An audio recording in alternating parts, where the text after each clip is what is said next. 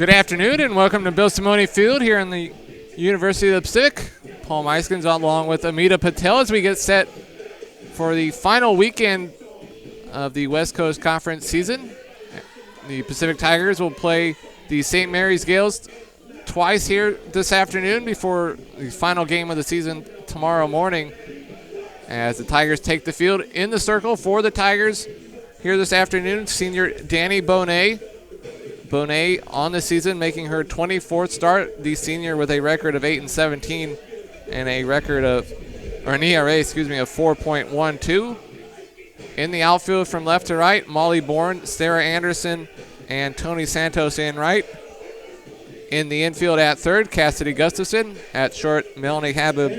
At second, Nicole Zapatozzi. And at first, Alex Steinmel, while catching here this afternoon, freshman Rachel Sellers.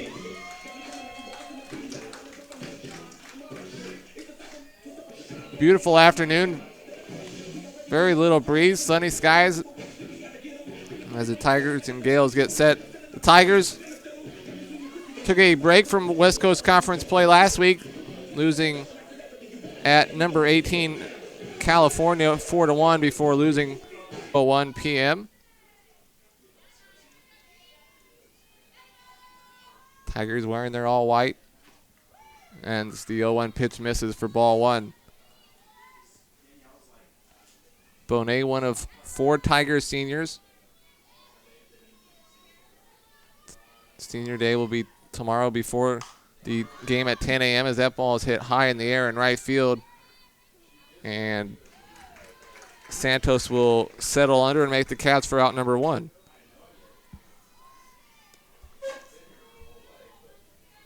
That'll bring up junior second baseman Erica Musgrave. Musgrave Jr. hitting .237 on the season. As the first pitch from Bonet to Musgrave misses high for ball one.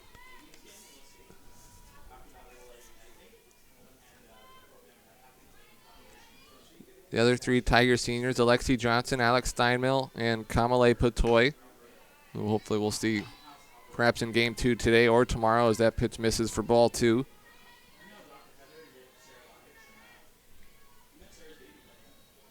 Tigers hold a 39-7 all-time mark over the Gales as that pitch is grounded to third and Gustafson bobbles it and will have no play.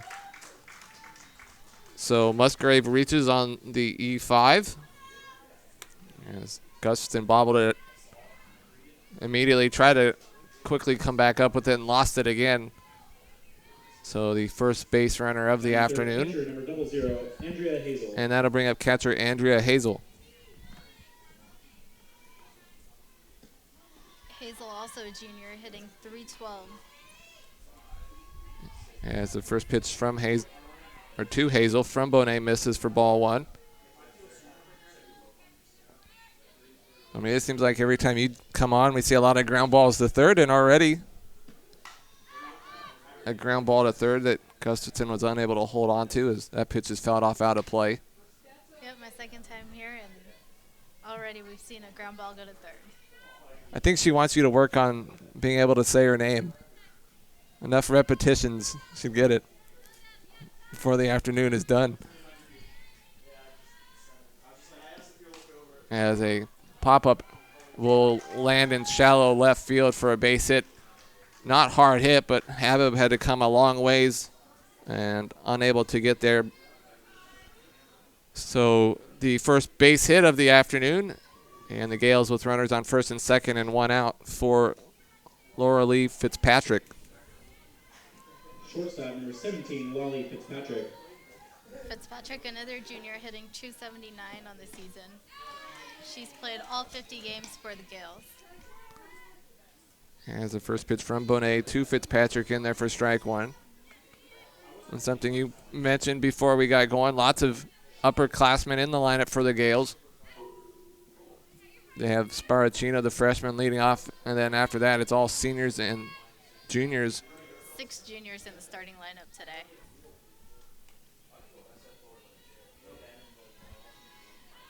The count now, no balls and 2 strikes. Bonet on the season has 77 strikeouts and 139 innings, so not a huge strikeout total.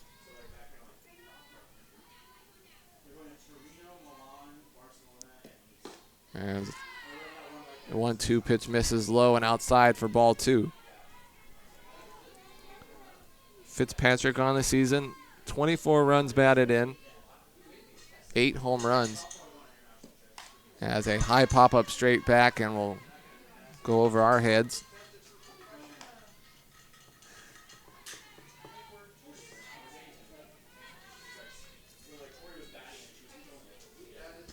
St. Mary's on the season has a record of 20-30, while the Tigers are 17-35 as the count goes full. St. Mary's 4-8 in West Coast Conference play, while the Tigers 5-7.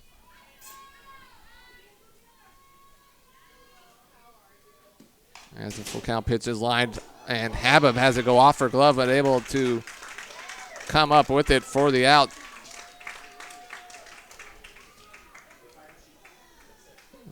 Habib then tried to go back to second to get a second out, but back in time was Musgrave. So Sarah Lira.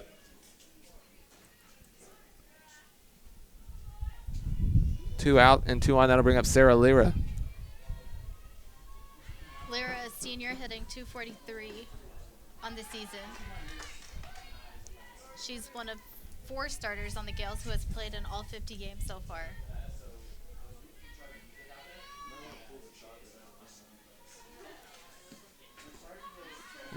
Deal 1 misses inside.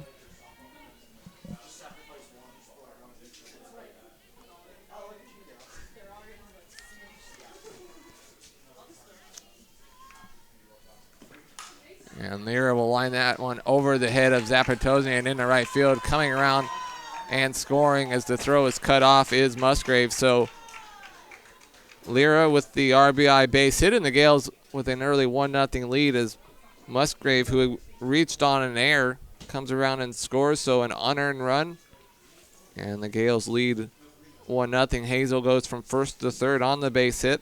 Now adding left fielder number 1, Keelan Mamizuka. So first pitch swinging is Mamazuka, and that is hit into left field. So wasting no time, Mamazuka follows Lira with the RBI base hit of their own, and the Gales now lead 2-0. So the air has come back to hurt the Tigers. And so the conversation in the circle before the at-bat from designated player Stephanie Lee.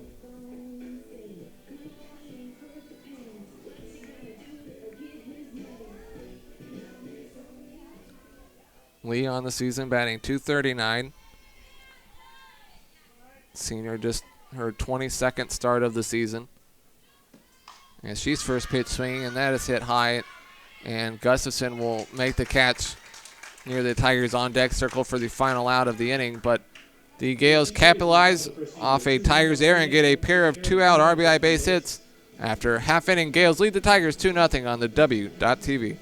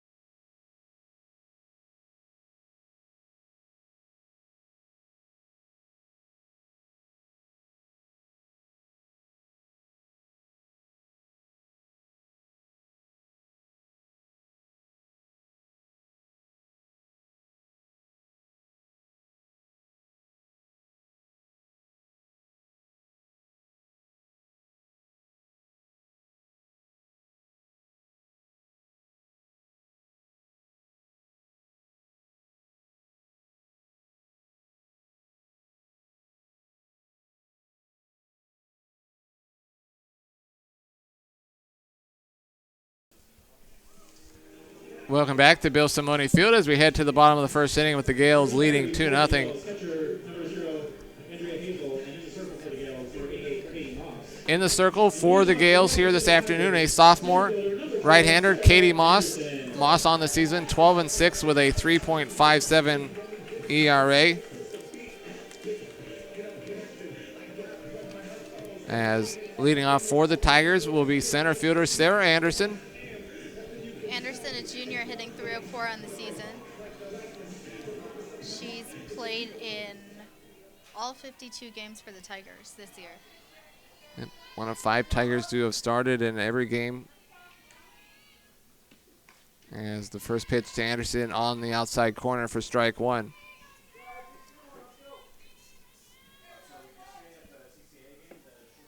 Katie Moss in the circle, the reigning West Coast Conference Pitcher of the Week.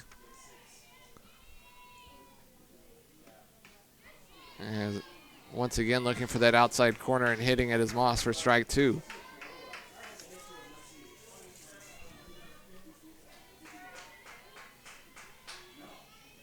Anderson second on the team with 27 runs scored. Does have 1 double and 2 triples. As that pitch misses high for ball 1. In fact, Anderson really was the lone Tiger to do much of anything in their last game against Fresno State, as Anderson had a pair of hits. The Tigers' offense was held quiet for most of the night as that pitch is fouled off out of play.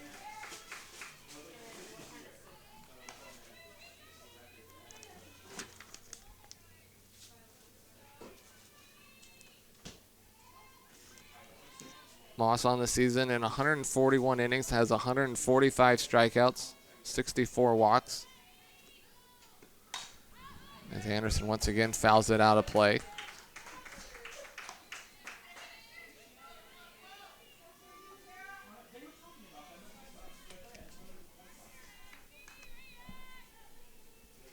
Anderson, the junior from Woodinville, Washington. As the 1-2, Anderson swings and misses for strike 3. So first strikeout of the afternoon for Moss, as Anderson goes down swinging for out number 1, and that'll bring up left fielder Molly Bourne. Bourne, a freshman, hitting 307 on the season.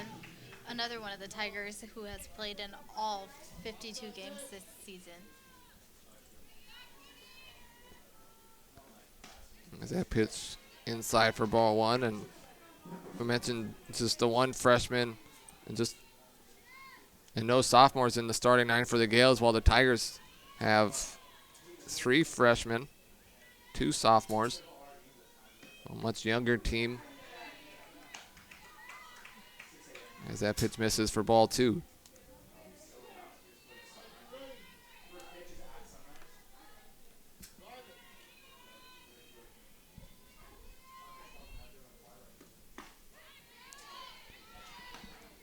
Moss this time gets the inside corner.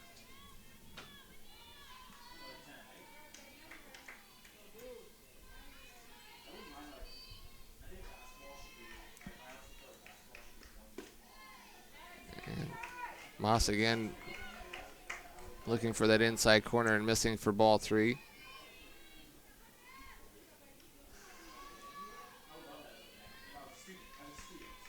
Bourne does have 10 doubles, 4 home runs. And she turns on that inside pitch, but lines it foul for strike 2. So perhaps Moss going inside trying to take away the power of Bourne. Bourne tried to turn on that inside pitch.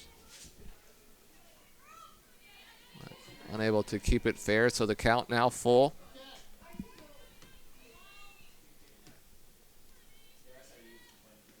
And come back here, right back to the circle. Moss, a nice job to snag it off the hop and throws to first for out number 2. So with 2 outs and no one on, that'll bring up Nicole Zapatozny. Zapatozny, a junior, hitting 308 on the season. She leads the Tigers in home runs and RBIs.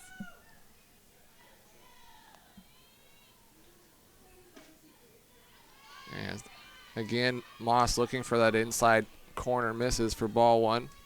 See, if you can say Zapatozny, you can say Gustafson. We'll work on that. We'll work on that. Before the night is done, we will have you saying Gustafson like it's Smith. As that pitch misses for ball two. If people could only see us on TV and the reaction, just add that much more to it. As the 2-0 misses for ball three. I'm glad no one else can see us. And when you Just here with Kyle, our director for the night, or the day. well, day and night, depending on how long our second game goes. As the count now 3 balls and no strikes. As taking the whole way there is Zapatozny for strike one. Gustafson on deck. Should Zapatozny reach?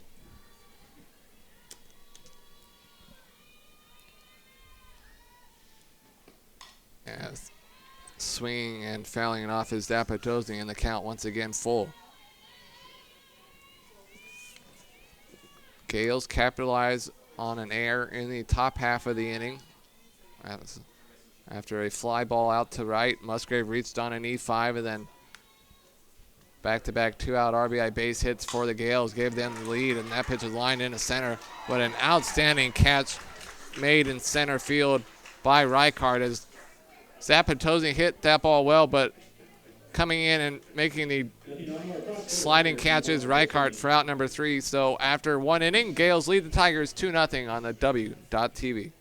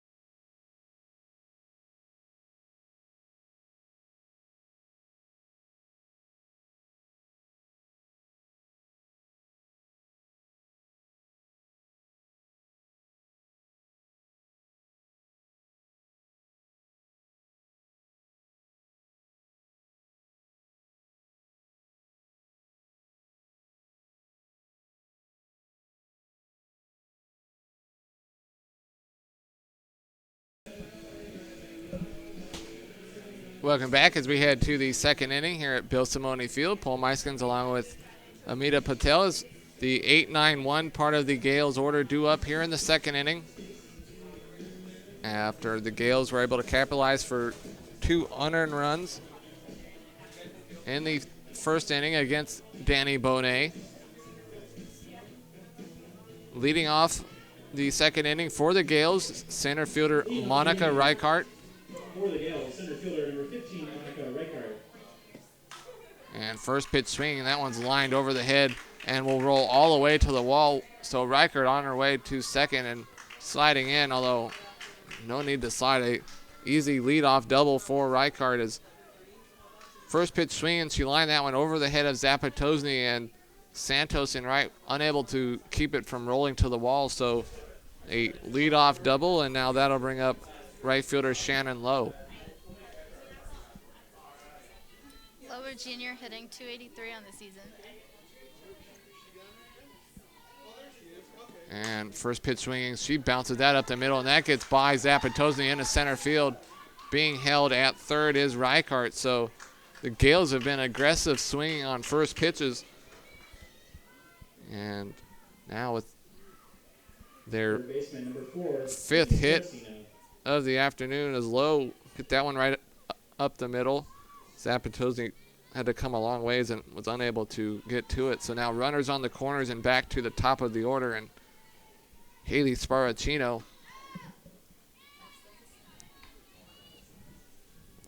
First pitch misses for ball one. Sparacino flew out to right in her last at bat. The lone freshman, like the lone underclassman in the Gales starting 9. And now a conversation behind the circle. So 4 of the last 5 batters for the Gales have reached base with base hits.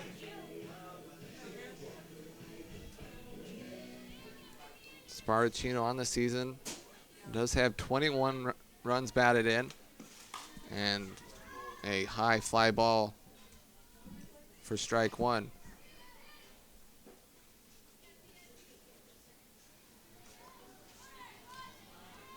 Infield in. Tigers already trailing 2-0, looking to try to keep it from getting much worse. Although that ball is hit well to center field. Anderson will settle under and make the catch, and easily tagging up and coming in to score is Reichart. So Sparacino with a sac fly to center, and that makes it 3-0. Lowe stays at first. Second baseman, number 11, Erica Musgrave. So with 1 out and a runner on first, that'll bring up Erica Musgrave. Musgrave reached on the air in her last at bat, in the first inning. She then came around and scored on the base hit by Lira.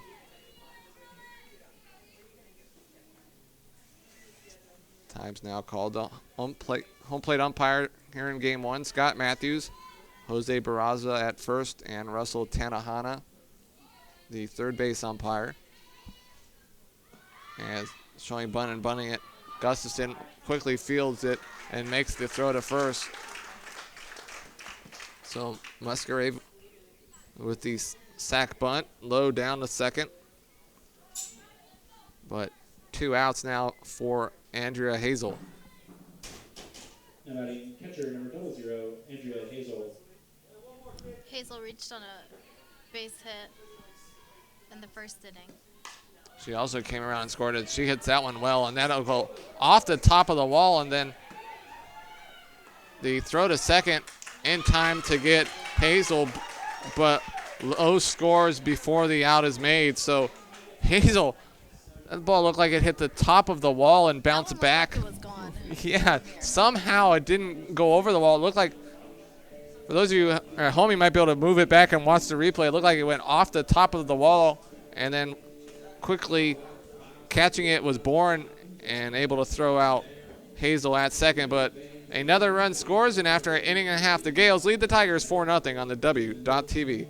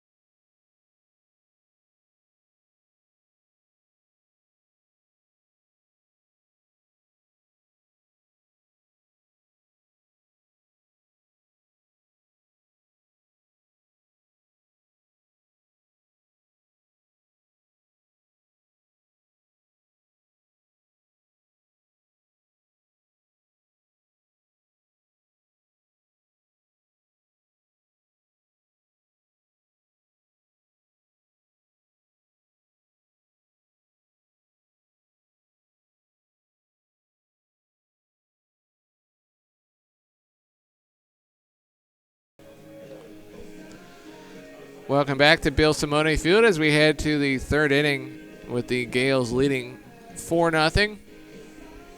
Pair of runs in the first, both unearned, before a pair of earned runs in the second inning. 4, 5, 6 part of the Gales order due up here in the third, as Shortstop number 17, Laura Lee Fitzpatrick will lead it off. Fitzpatrick lined out to shortstop in her last at bat.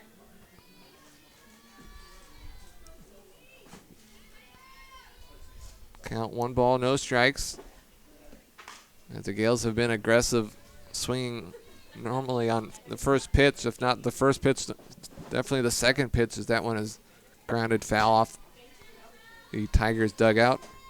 And so far, it's definitely been working for them. Well, sometimes the best pitch during an at-bat you're going to see is that first one. Being aggressive.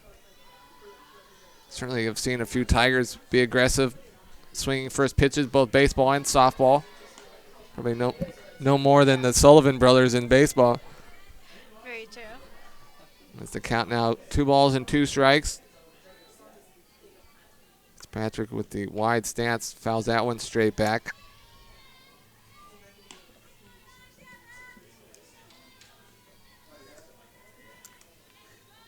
Like that, but more than not, if you watch that first pitch and it's a strike, then you're behind 0-1 and you're chasing the whole at-bat. That pitch misses outside and the count now full. I'm sure if you were out there, you'd be first pitch swinging, right? I'd probably be swinging at everything. And that pitch is fouled straight back. The count remains full. Just a reminder to return all foul balls to the press box. Kind of like the Giants' former third baseman, Pablo Sandoval, going at everything. Just hoping that one of them is a good one. Yeah, that pitch has hit a long ways foul. Into the trees and rolling by the bullpen. I bet you'd have been one of Speedy's slap hitters. Slap it down the line and run, right? And that is lined into left center and will roll to the wall.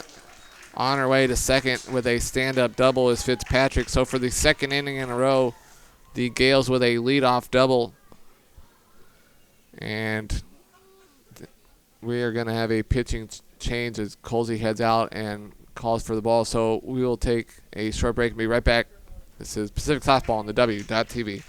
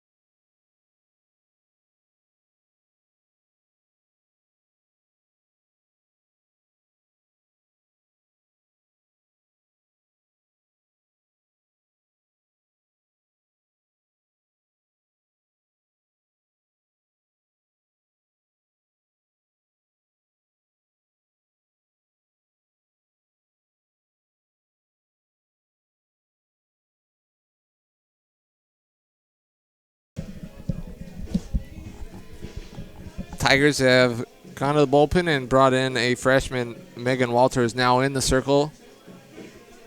So Walters coming in, replacing Danny Bonet.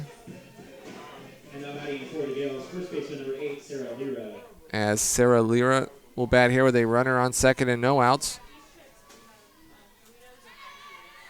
As that pitch bounces in the dirt for ball 1. Lyra had a base hit to center in her last at bat. Her 2-out base hit drove in the first run of the afternoon as that pitch is fouled off for strike 1. Back on April 25th, Pacific recorded a combined 1-hitter as freshmen Marissa Young and Megan Walters combined for that feat. As that pitch misses for ball 2. Young allowed just one hit over 5 innings before Walters picked up her first career save, going 6 up, 6 down with 2 perfect innings. That pitch is grounded to short. Habib looked at Fitzpatrick, but really had no chance to try to get her going to third, and so takes the safe out at first for out number 1. So with 1 out and a runner on third, that'll bring up Caitlin Mamazuka.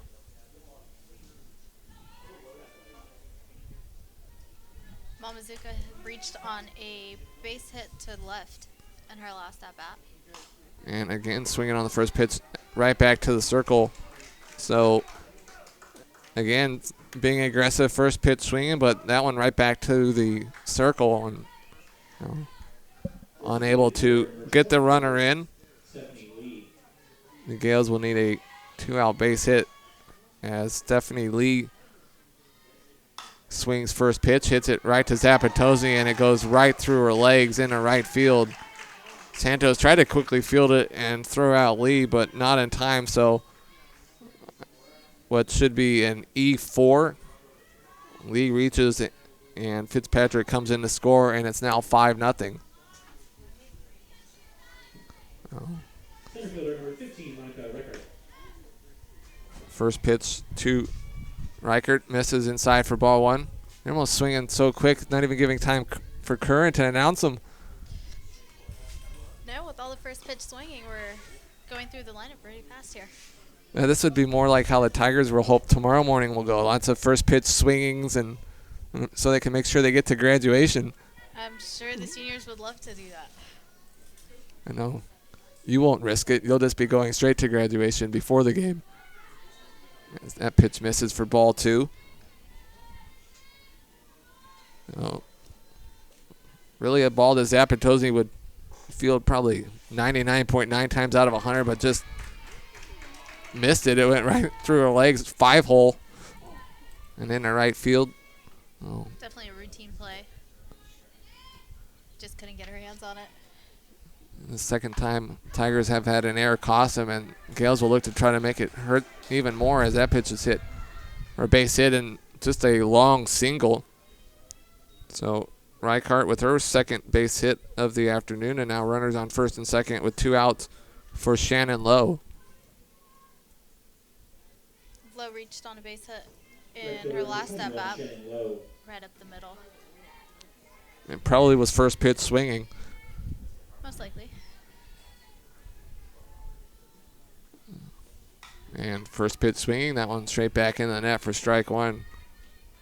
The Gales had 2 unearned runs in the first inning, capitalizing on an E5. An E4 here in the third has led to an unearned run, and the Gales looking to add to it. As that pitch from Walters misses for ball 1.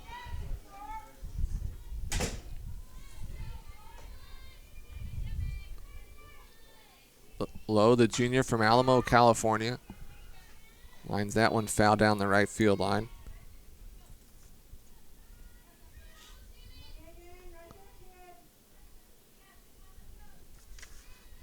Megan Walters in the circle for the Tigers. She replaced senior Danny Bonet earlier this inning. And that pitch is fouled off at the plate.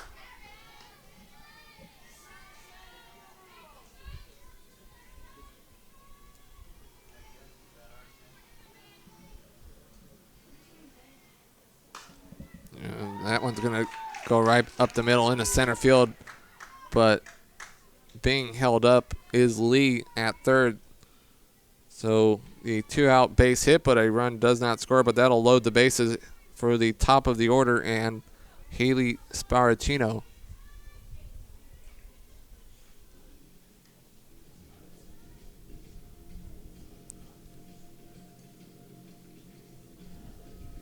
Sparacino got an RBI in her last at-bat with a sac fly out to center,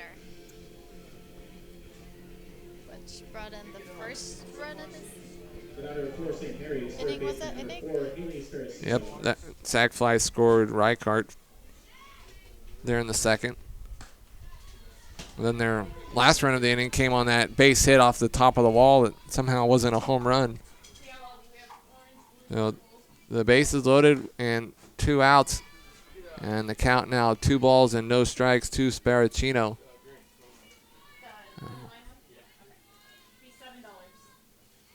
Sparacino with 22 runs batted in on the season now after her RBI earlier.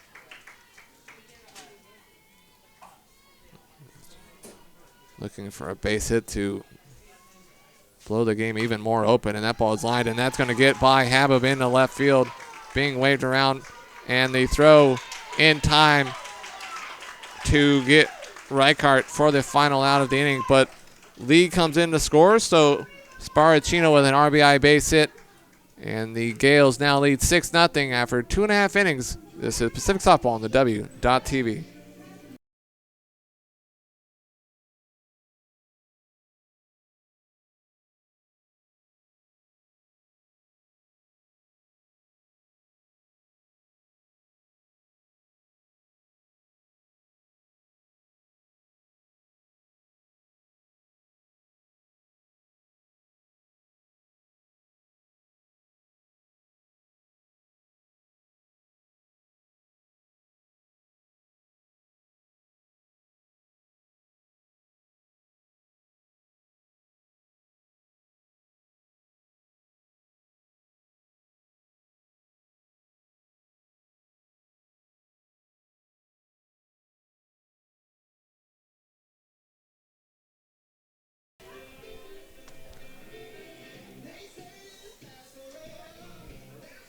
Welcome back to Bill Simone Field as we head to the bottom of the 3rd inning. So for the 2nd inning in a row, the Gales score a run, but the final out of the inning made on the base pass as the second runner trying to score was thrown out, but another pair of unearned runs for the Gales there in the 3rd inning as the 8-9-1 part of the Tigers order due up here in the 3rd. As Melanie Habib will lead it off for the Tigers. Habib Jr. hitting 137 on the season. Another one of the Tigers who has played and started in all 52 games so far. Habib started the season batting at the top of the order, but it's moved down after struggling at the plate this season.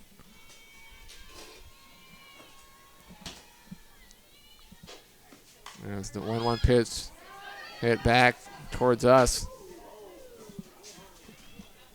And fan narrowly leans forward enough to avoid wearing that softball like a hat. It's not something you want to do. No. Although it wasn't hit too hard, but no matter how hard it was hit, that's not going to feel good.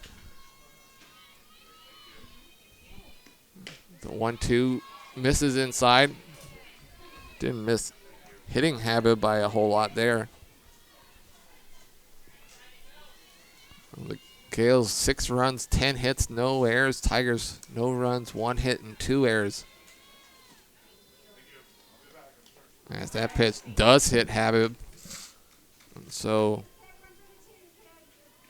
Habib will head down to first after being hit by a pitch. So for the first time this afternoon, the Tigers get their leadoff batter on base, and that'll bring up right fielder Tony Santos.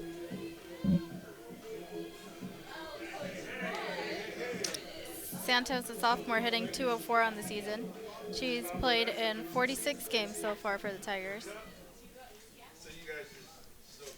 All 21 hits this season have been singles. And she sows bunt and pulls back and takes a called strike 1.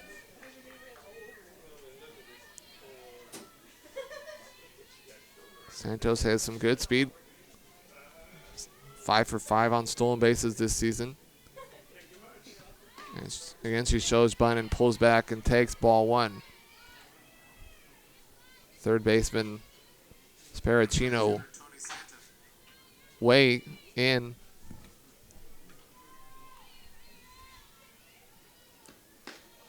There's no signs of a bunt there as that hits the outside corner for strike 2.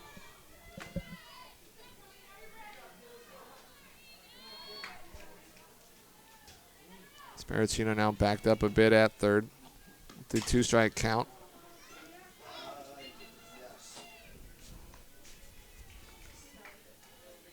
Habib at first, 1 for 2 on stolen bases this season.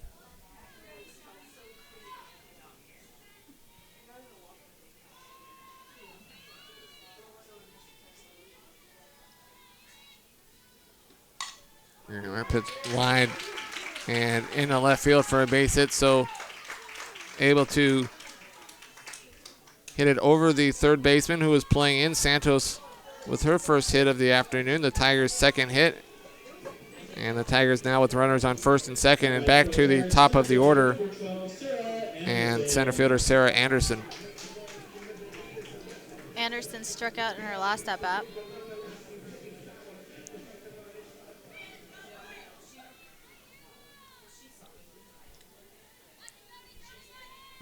Tigers for the first time this afternoon with a pair of base runners. Had a base hit in the second inning, but back-to-back outs ended the inning. A hit by a pitch and a base hit has the Tigers with 2 on as the 0-1 misses. Anderson on the season, very limited RBI opportunities, does have 5 RBIs on the season. Looking to drive in a run or two here right now. Yeah, And certainly get the Tigers on the board. could use some momentum in a big way after, despite being down 6-0, almost feels like it could be even more than that. Although the errors have been costly. Pitch is grounded foul.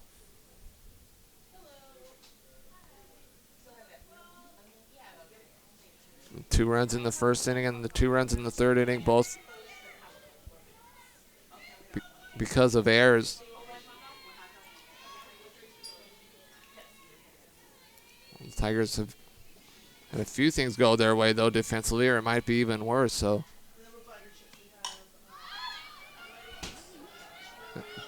will land on the roof of the Tigers' dugout, just out of play. So Sparacino unable to make the catch.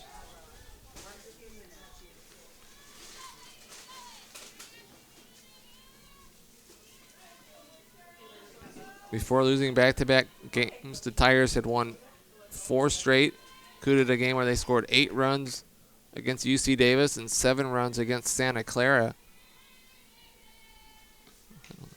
Tigers are going to need an offensive output similar to that here over the final 5 innings.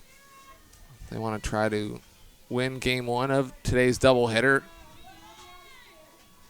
Tigers are definitely capable of putting up the big numbers, but they're just not able to string enough hits together right now.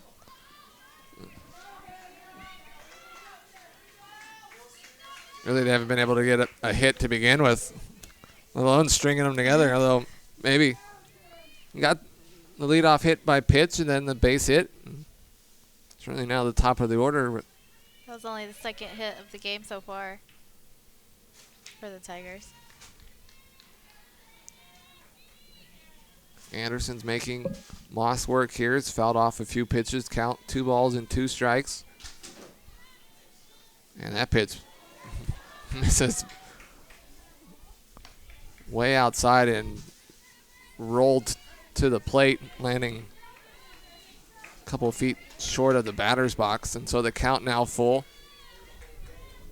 Nice job by the catcher Hazel to stop that and keep the runners from advancing, as the full count pitch to Anderson, and it's a chopper to short, and able to make the flip to third for the out is the shortstop Fitzpatrick. Is really, Habib kind of stopped right next to her as she bobbled that ball, and then that allowed plenty of time. Had she kept going, she might have been able to make it a third. Yeah, it would have been a really close play. So Anderson reaches on the fielder's choice 6-5, and still runners on first and second with 1 out for left fielder Molly Bourne. As that first pitch to Bourne on the inside corner for strike 1. Bourne Lauren hit a ball right back to the pitcher in her last at bat for the 1-3 putout. Yeah, before that, they kept trying to pitch inside to her, and she tried to turn on one and hit it well, but foul. I met some of Molly's family before the game who came down for the game, and they've been listening all season long, so it was nice to meet them. And that ball is hit to left, and the shortstop, Fitzpatrick, will make the catch. So after a pair of leadoff batters reach, now back-to-back outs, and with 2 outs and 2 on, that'll bring up Nicole Zapatosny. Zapatosny was robbed of a base hit in her first at bat with a great catch in center. Yeah, looked like it was going to be extra bases, but a nice sliding catch by Reichart as that pitch bounces in the dirt and gets away from Hazel, and both the runners move up. So Anderson down to second, Santos over to third on the wild pitch. That's the 1-0 in there for strike one.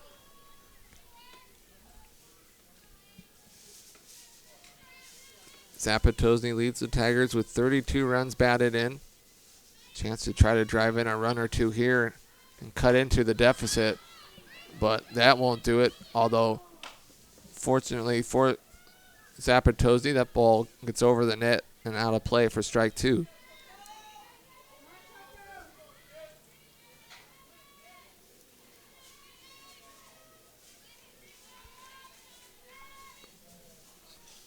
Zapatosny, one of several Tigers who does not wear batting gloves. We'll see her rubbing dirt on her hands between pitches as that ball is lined a long ways foul.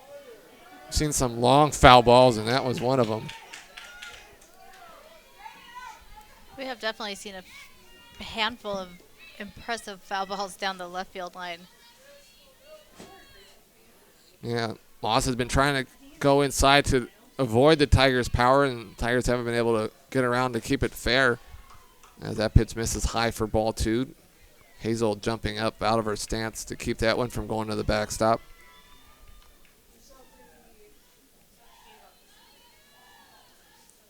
Two balls, 2 strikes, 2 outs here in the third. And that's in there for a called strike 3. So the Tigers get a pair of base runners but do not score. After 3 innings, the St. Mary's Gales lead the Pacific Tigers 6-0 on the W.TV.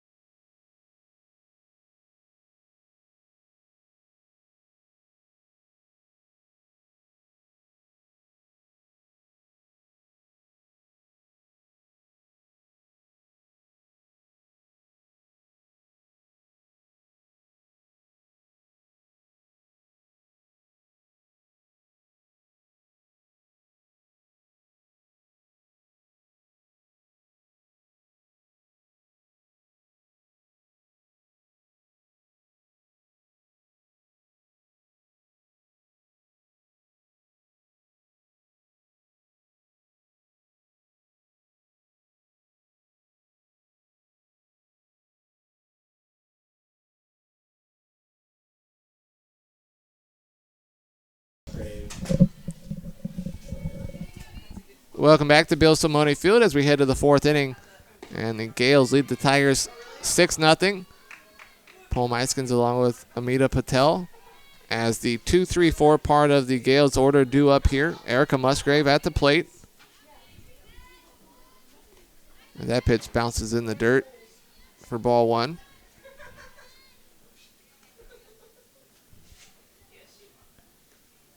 Musgrave had a sacrifice bunt in her last at-bat and then reached on an error and came around and scored in the first. As that pitch is fouled straight back for strike two. In the circle for the Tigers, Megan Walters. She came in replacing Bonet in the third inning. As a swing and a miss, Musgrave strikes out, the first strikeout of the afternoon for Walters.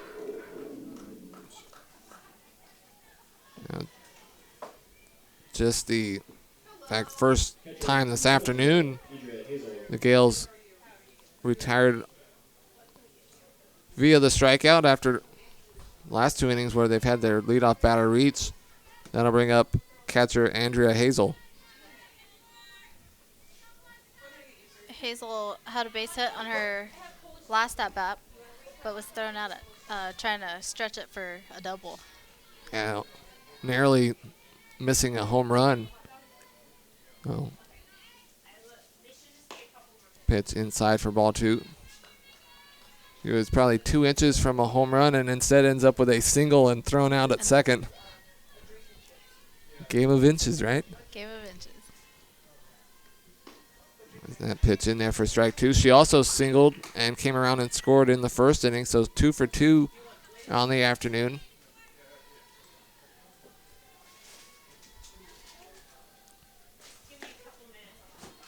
And that pitch misses inside, and evidently the count was full. The scoreboard was missing a ball, so that was ball four. So Hazel reaches on the one-out walk, and that'll now bring up shortstop Laura Lee Fitzpatrick. Fitzpatrick hit a double in her last at-bat. And that double then chased Danny Bonet from the game.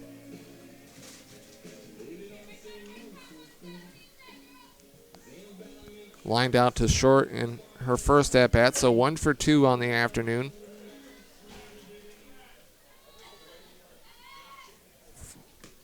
For the junior from Roseville, California. There's that pitch in there for strike one.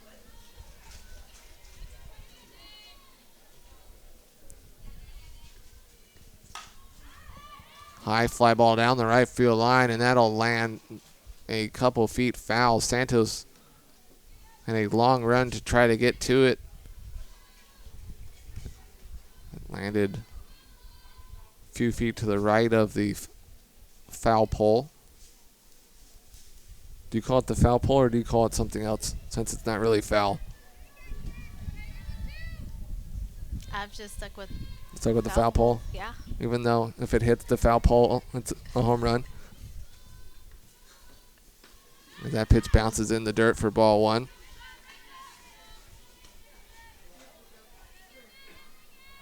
One of several things that sometimes amuses me with baseball and softball. Stuff like that. It's the foul pole, but if you hit it off of the foul pole, it's a fair home run. Then it becomes a fair pole. Yeah. Or the home run pole. That works too.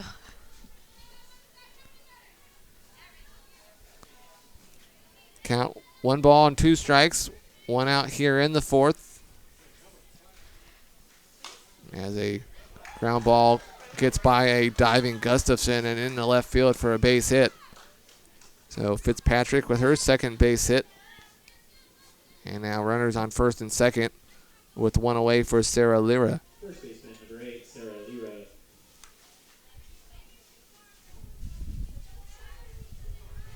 Lira 1 for 2 on the day. Grounded out to shortstop in her last at-bat. And first pitch swinging, and another ground ball to short. And a nice job there by Habib to just throw it over to Gustafson at third for the force out. So Lira reaches on the fielder's choice 6-5 for out number 2. Hazel out at third. Fitzpatrick down to second, and that'll bring up left fielder Caitlin Mamazuka. Mamazuka also 1 for 2 on the day. Yes, first pitch swinging. Mamazuka fouls that one out of play down the right field line. I think first pitch swinging has replaced ground ball to third here this afternoon. Our last game we did together was all going over to third, and today it's first pitch swinging. And also second pitch swinging, as Abib again will field it and make the short flip to third for the final out. So for the first time this afternoon, the Gales are held scoreless. After 3.5 innings, Gales lead the Tigers 6-0 on the W.TV.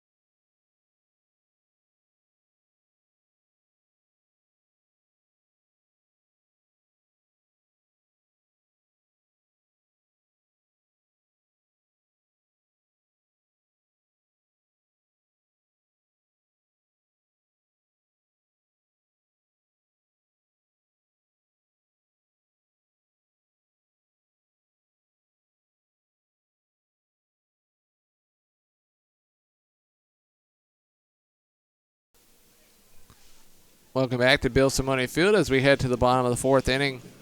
Tigers trailing 6-0 as the 4-5-6 part of the Tigers order due up here in the fourth inning. The batter for the Tigers, third baseman number 74, Cassidy Gustafson. Amita, who do we have leading off here in the fourth?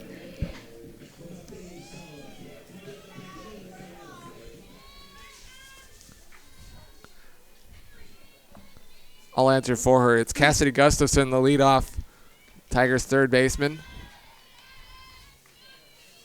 who is 0 for 1. She popped up a bunt in her first at-bat.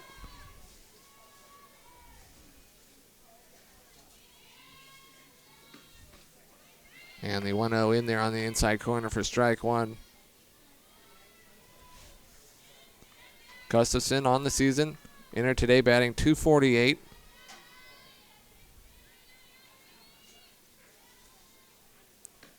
And that pitch is grounded right up the middle for a base hit. So nice, solid swing there, lining it right back up the middle. And so Gustafson with a leadoff base hit. And that'll now bring up catcher Rachel Sellers. Catcher number 10, Rachel Sellers.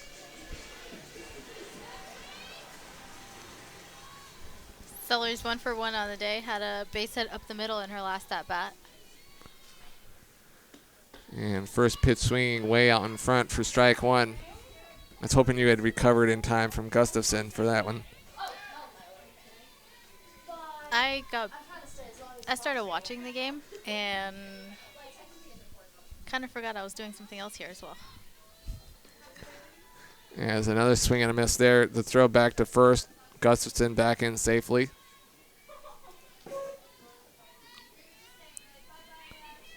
So the Tigers in the last inning got their first two batters on base, a hit by a pitch and a single before 3 straight outs. And again, the Tigers with a leadoff base hit, but down on strikes goes Sellers as she swings and misses on 3 straight pitches. So the fourth strikeout of the afternoon for Katie Moss, as that'll now bring up Sydney Lawners. Lawners swings on the first pitch, and a pop-up in the infield that is caught by the third baseman Sparacino. So quickly 2 outs, and now that'll bring up Alex Steinmel. Steinmel had popped up to third in her last at-bat.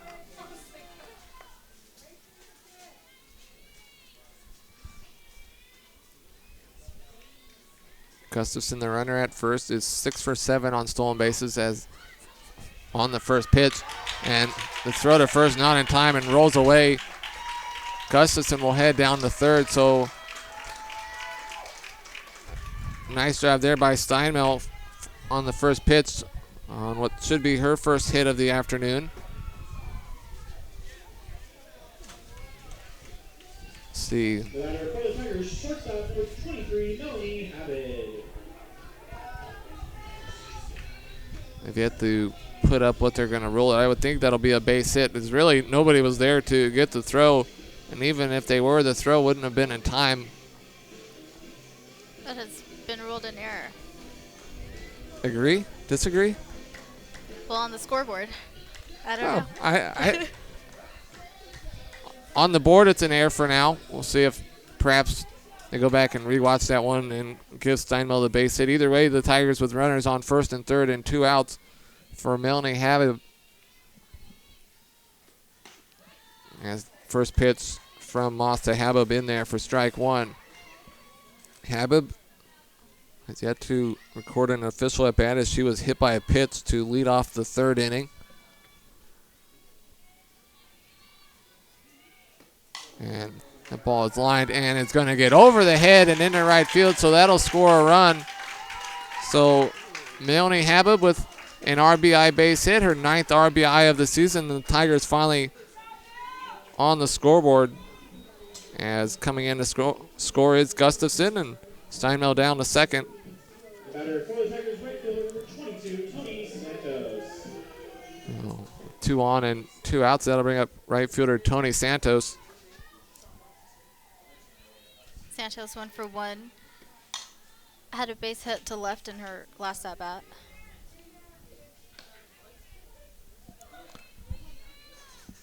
So Tigers able to capitalize on a Gales error to score a run here in the fourth after a 2-out RBI base hit from Habib. Looking to try to score more as that pitch misses well outside for ball one.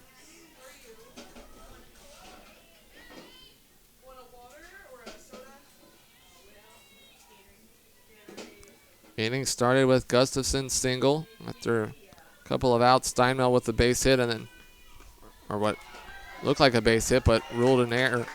And now a wild pitch, and both runners move up a base. No chance for the catcher Hazel there to stop that one in the opposite batter's box.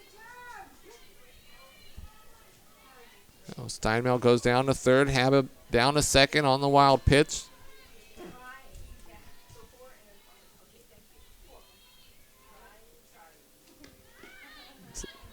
Again, missing well outside is Moss for ball three.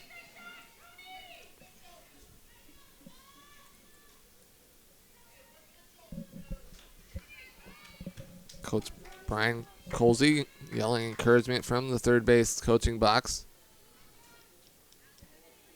Tigers with 1 run in, but a base hit here could potentially score 2 more.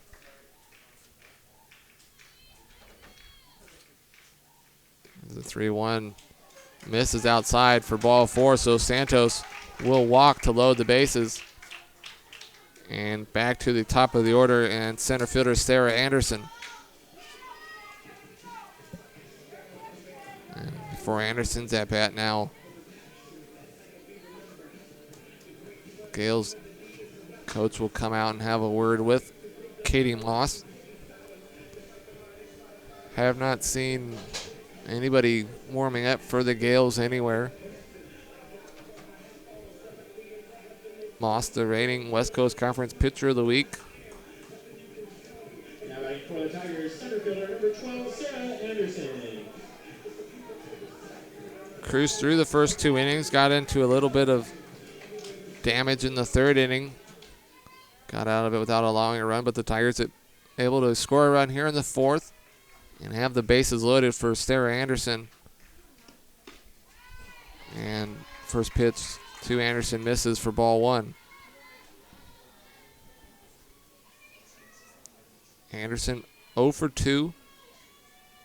Struck out and reached on a fielder's choice in the third. And that pitch is lined into left center for a base hit. That'll score one. Coming in to score also from second is Habib. So a 2-out, 2-run double by Sarah Anderson, and it's now a 6-3 game. So Steinmel scored from third. Habib running hard the whole way, easily scored from second. Santos down to third, so 3 runs in here in the 4th inning. Tigers looking for more as Molly Bourne steps in. And the first pitch to Bourne in there for strike one. With that one swing of the bat, Anderson was able to cut the deficit in half. Yeah.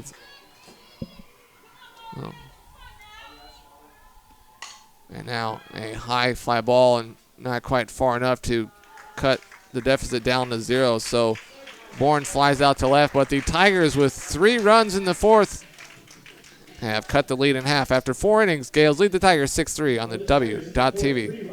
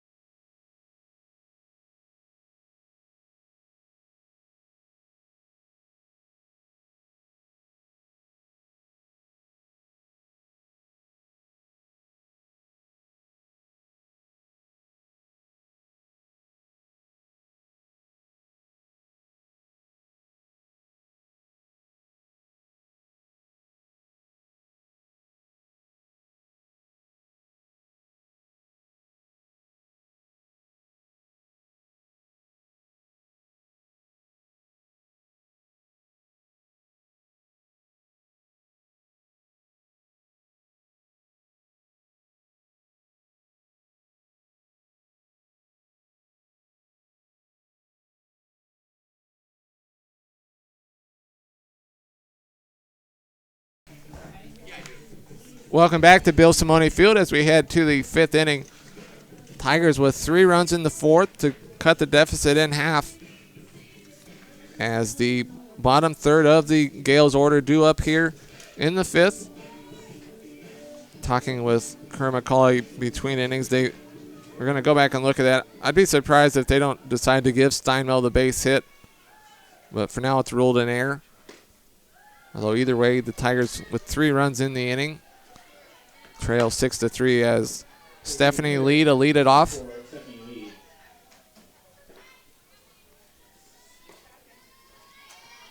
As that pitch misses inside for ball 2. Lee is 0 for 2, reached on an error and came around and scored in the 3rd. As that pitch misses inside for ball 3.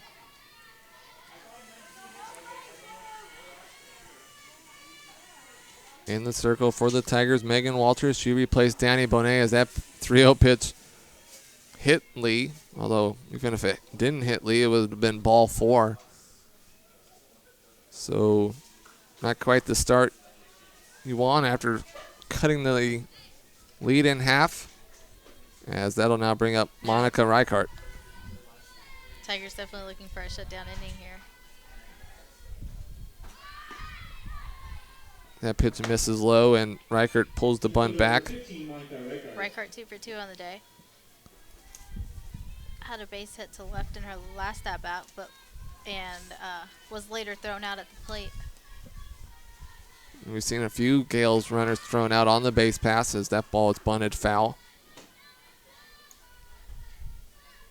Tiger's probably glad she's trying to bunt and not swinging away after.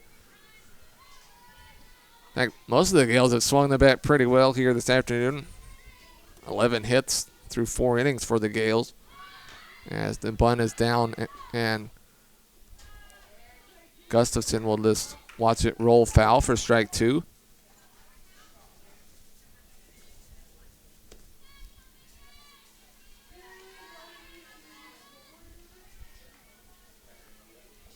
So just got a text from 3 people over, and that ball last inning will be ruled a base hit.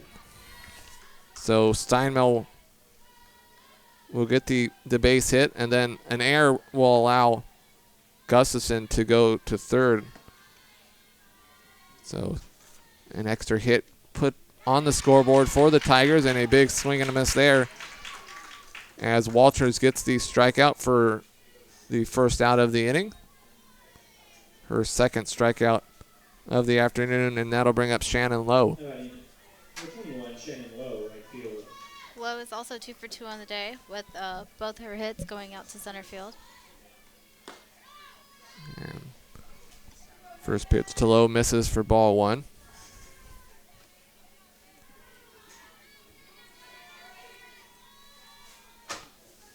Yeah, the bottom 2 in the order, both were 2 for 2 here for Reichardt's strikeout as that pitch is lined foul.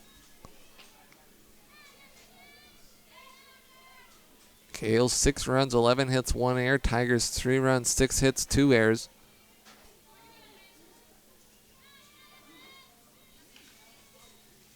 As swung on and missed. As Lowe chases that low pitch in the dirt for strike 2.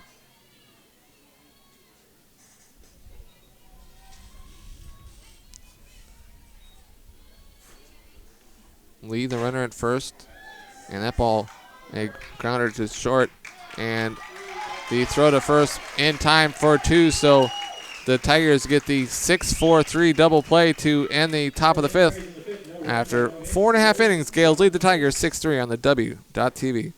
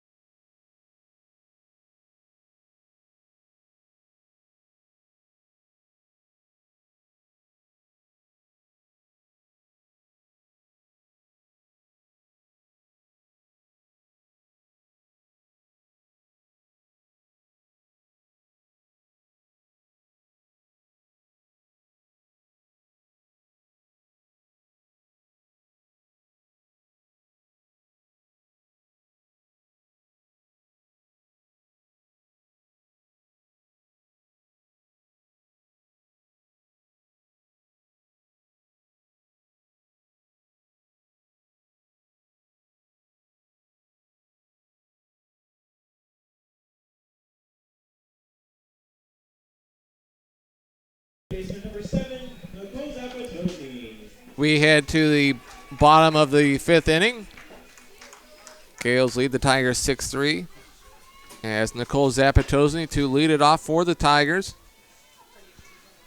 Zapatosny 0 for 2 on the day, struck out in her last at-bat. Now, the Gales got a leadoff batter to reach via the hit by pitch, but after an out, and the Tigers turned a 6-4-3 double play to end the top half, and Zapatosny with a long fly ball to left, and that'll go over the wall as the left fielder Mamazuka crashed into the sign, hoping she was going to have a play on it, but she had none. So Nicole Zapatosny leads off the 5th inning with her 9th home run of the season, and the deficit is down to 2.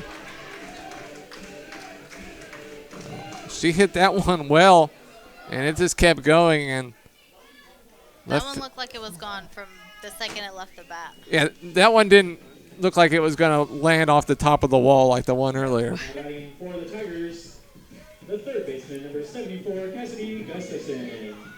Oh, we've seen Nicole Zapatosny hit some long home runs this season here at Bill Simone Field, and the Tigers once trailed 6-0, now trailed just 6-4 here in the 5th. As that pitch to Gustafson in there for strike 1.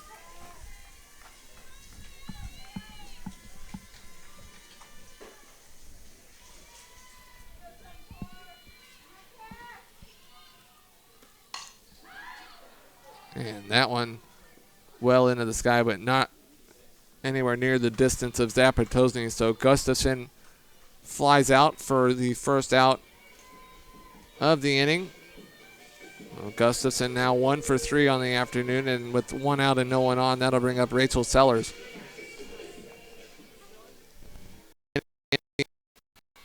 Sellers 1 for 2, struck out in her last at bat. Had the Tigers' first hit of the afternoon back in the second inning. Number 10, Rachel Sellers.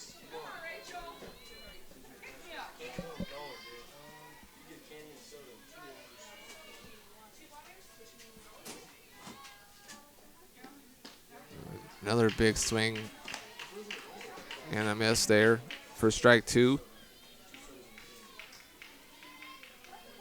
Sellers does have 3 doubles and 3 home runs on the season. And see if she's able to check her swing, and she does. As first base umpire Jose Barraza says Sellers did not go around, so the count now 1 ball and 2 strikes.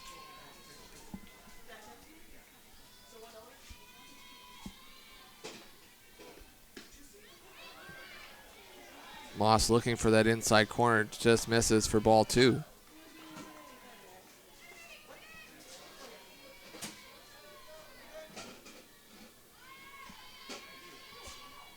Sellers with the wide stance before she'll bring in her front foot, and down on strikes she goes. So Sellers strikes out for the second time this afternoon.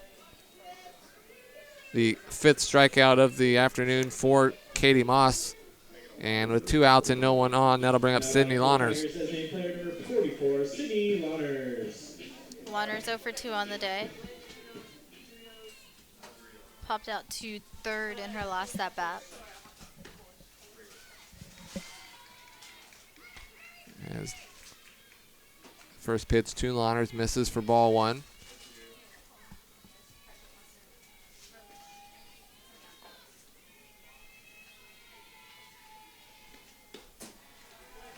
Pitch high.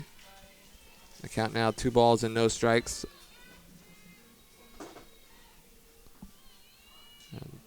Tigers had a chance in the 3rd inning, could not score, but able to capitalize in the 4th inning with 3 runs. And leadoff home run here by Zapatosny has cut the deficit down to 2. As count now 3 balls and no strikes to Lawners. Steinmel on deck.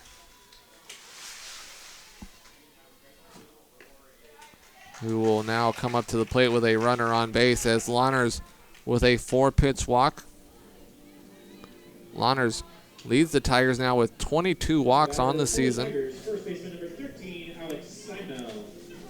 Well, Alex Steinmel will bat here. Steinmel 1 for 2. Originally ruled an error. It was changed to a base hit. She then came around and scored. As that pitch is fouled off out of play for strike 1.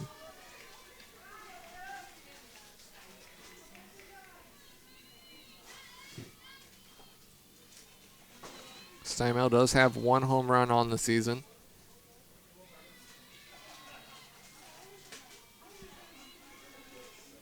As that pitch is lined to short and will get by the shortstop and into left field as Fitzpatrick kind of tried to go down on a knee and field that line drive, and it got by her.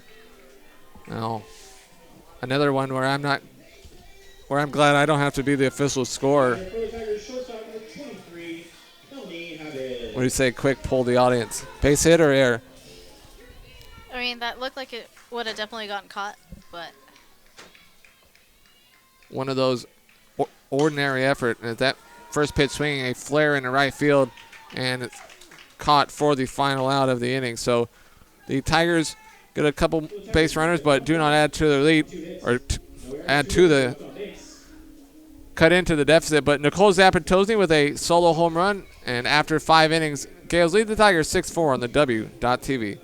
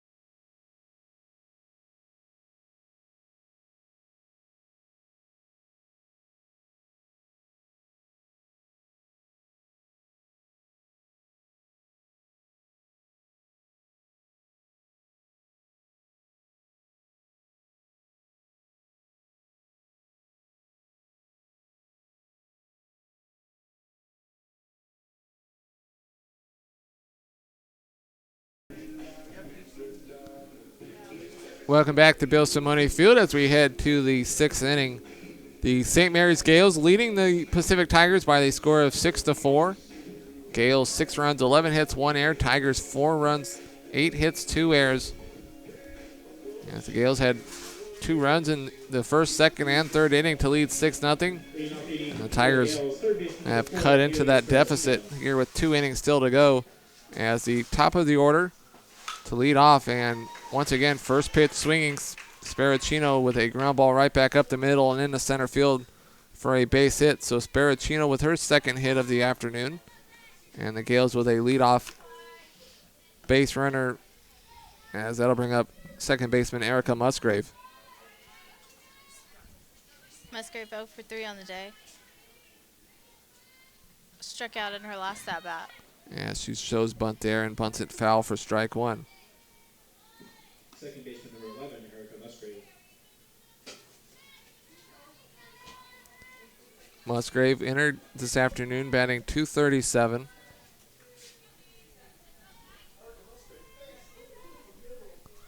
And again shows bunt and not getting it down, and the throw back to first, trying to get Sparacino. Not in time as Zapatozzi came over from second to field that. And so count now, no balls and 2 strikes. After a pair of failed bunt attempts from Musgrave, no signs of bunt there as that pitch misses for ball 1.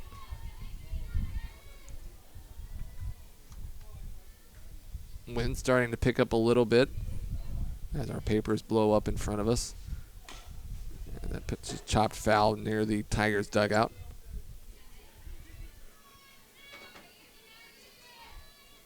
Gales and Tigers playing the first of 2 games here tonight, or this afternoon.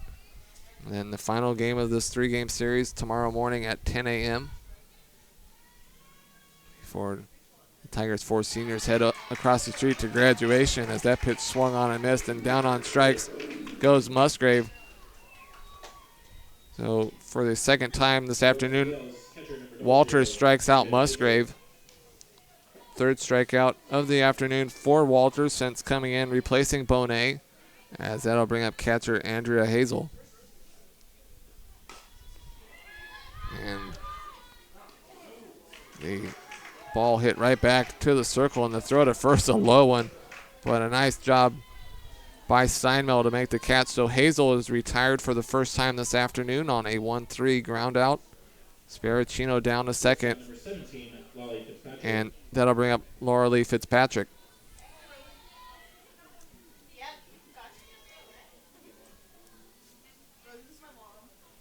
Fitzpatrick 2 for 3 on the day. Had a base hit to the left in her last at-bat.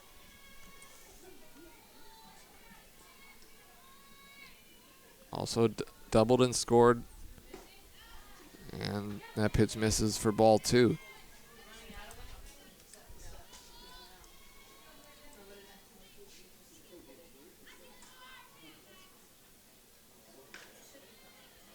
Taking the whole way there is Fitzpatrick for ball 3.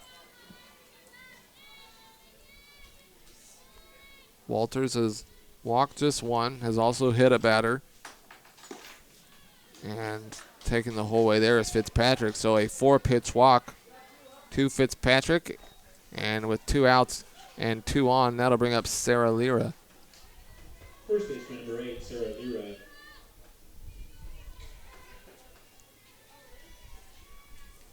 They're 1 for 3 on the day. That pitch is in there for strike 1, and Sellers will throw down to second behind Sparacino. She reached on a fielder's choice in her last at-bat, 6-5.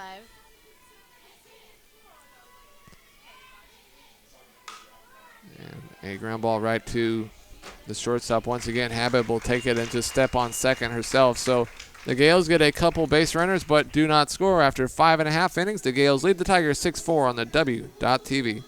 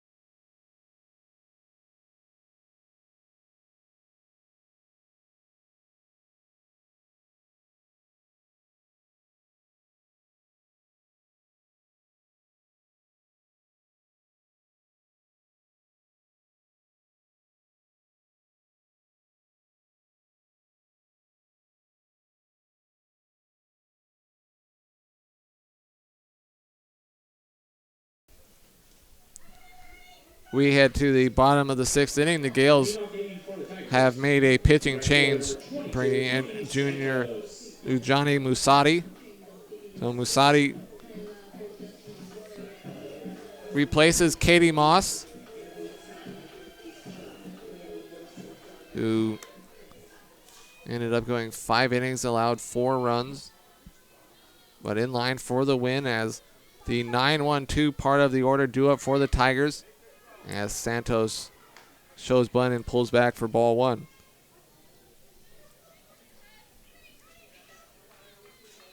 Santos 1 for 1. Walked in her last at bat, singled back in the 3rd. And that pitch in there for strike 1.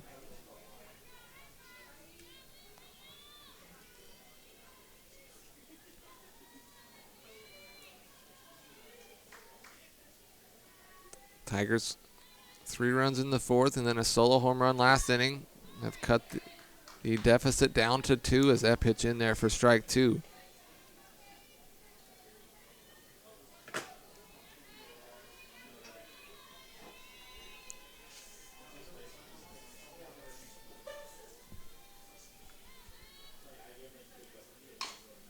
Chopper and the third baseman will end up losing it.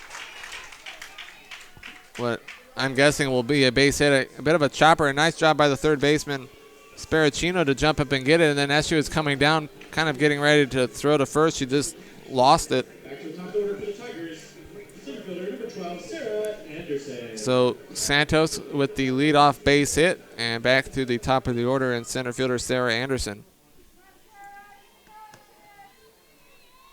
Anderson 1 for 2 on the day.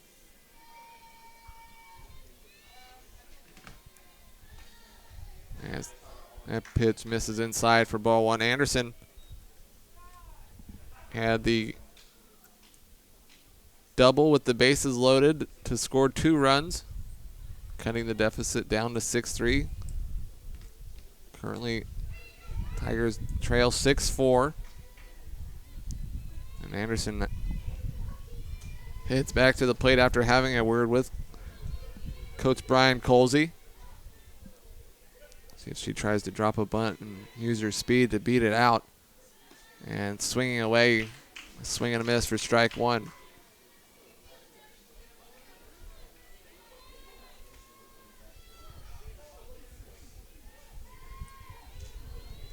That double earlier, Anderson's just second double of the season. Does have true triples.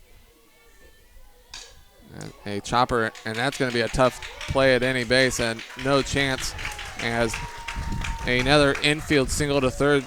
This time, Sparacini tried to go to second to get Santos, but no chance there. So back-to-back infield base hits, and the Tigers with runners on first and second and no outs for Molly Bourne. The batter for the Tigers, left fielder number 30, Molly Bourne.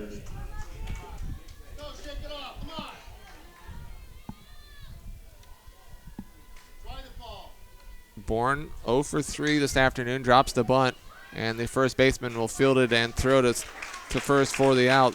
So Bourne with the sacrifice bunt, 3-4. Santos down to third, Anderson down to second. And with 1 out and runners on second and third, that'll bring up Nicole Zapatosny. Tigers second baseman, number 7, Nicole Zapatosny. Zapatosny 1 for 3 on the day. Had the home run in her last at bat. Yeah, with a swing like that here, it would give the Tigers the lead, although just a base hit would good chance to tie it up with the speedy Anderson at second as an off-speed pitch there in there for strike 1. Zapatosny hit her 9th home run of the season, now 33 RBIs to lead the Tigers. And a chance to drive in a couple runs here and tie the game. As the 0-1 on the outside corner for strike 2.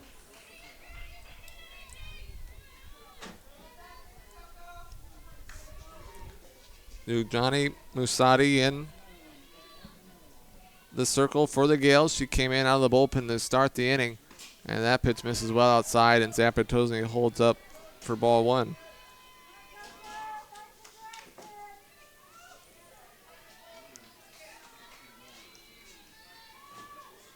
Infield playing a little bit in. And that chopper, the third baseman, is able to field it, and the runners have to hold up. So Sparacino has been busy at third base. This time she's able to field it and get the out without the runners advancing. So that'll bring up Cassidy Gustafson.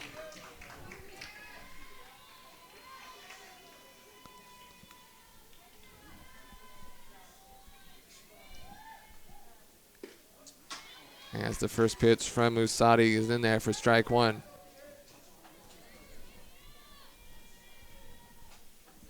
Gustafson 1 for 3. Singleton scored in the fourth. And that pitch is lined off the first baseman's glove for a fair ball. That'll score one. Anderson being waved around at the throw, not in time. So Cassidy Gustafson hits a shot that the first baseman, Sarah Lira, unable to hold on to, and the speedy Sarah Anderson scores all the way from second. So what I will assume will be an infield base hit, scoring 2. We are tied at 6.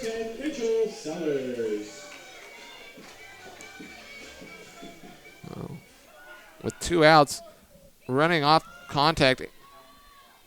Didn't roll very far away, but far enough for Anderson to come in and score. And now stealing second is Gustafson. In fact, had she been paying attention, she might have been able to head down to third. And now time is called.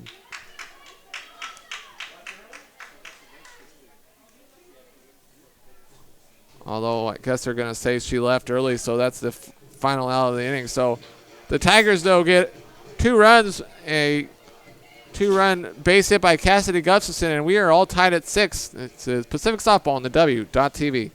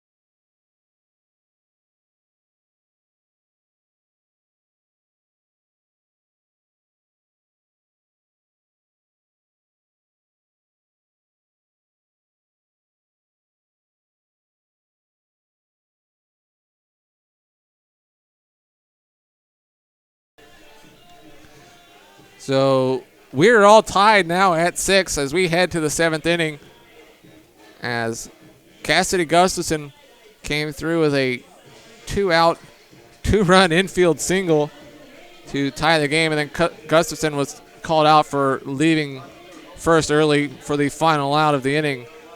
So all square through 6 at 6 as the 6, 7, 8 part of the Gales order due up here in the 7th, as Caitlin Mamazuka will lead it off, and she fouls off the first pitch for strike 1. Mamazuka 1 for 3 on the day. She had an RBI base hit back in the first inning, which made it 2-0. The Gales with 2 runs in the first, second, and third to lead 6-0, but the Tigers have come back and tied it up at 6. As in the circle for the Tigers is Megan Walters. So Bonet will get the no decision now after leaving trailing, as that chopper deep in the hole. Habib, no chance to make the throw deep in the hole. So Mamazuka with a leadoff infield single, her second hit of the afternoon. Designated player number 24, Stephanie Lee. And that'll bring up designated player Stephanie Lee.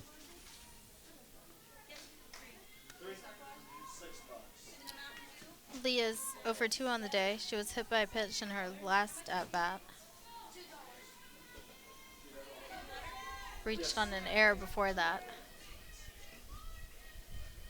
As showing bunt, she gets the bunt down. Gustafson quickly fields it and makes the throw to first for the out.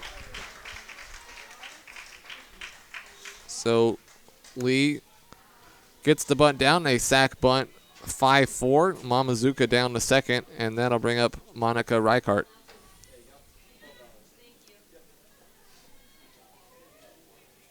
Reichart 2 for 3 on the day. Although, I guess we won't see Reichart. Your attention, please. Pinch hitting for St. Mary's, number 10, Gianna Bellata. So a pinch hitter, Gianna Bellata. So Bellata will pinch hit for Reichart, who had a single and a double.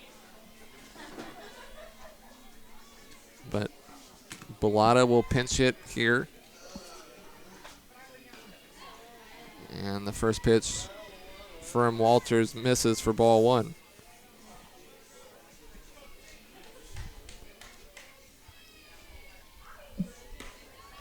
Pitch misses for ball 2, and Sellers again will throw down to second behind a runner, trying to keep Mamazuka close. Mamazuka on the season is 8 for 9 on stolen base attempts. And a nice pitch there for strike 1 from Megan Walters. Walters came in with 1 out in the 3rd inning. That pitch misses high for ball 3.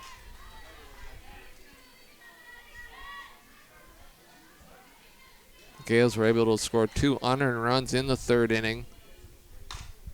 And that chopper up the middle is going to get into center for a base hit. Anderson, the throw home in time, but losing it is Sellers, as the throw from Anderson was in time to get Mamazuka at the plate, but Sellers, when going for the tag, the ball squirts away out of her glove, and so the Gales back in front on a RBI base hit from Gianna Bellata. Bellata down to second on the throw. Reinserting at second base, number 15, Monica Reichart. And now batting for the Gales, number 21, Shannon Lowe. So Reichart will come back in to run, replacing Bellata, who came through there with the RBI base hit, and now that'll bring up Shannon Lowe. And Lowe, first pitch swing, caught by Habib. The throw back to second in time for the double play. But despite the big double play to end the inning, the Gales, with a run, retake the lead after 6.5 innings. Gales lead the Tigers 7-6 on the W.TV.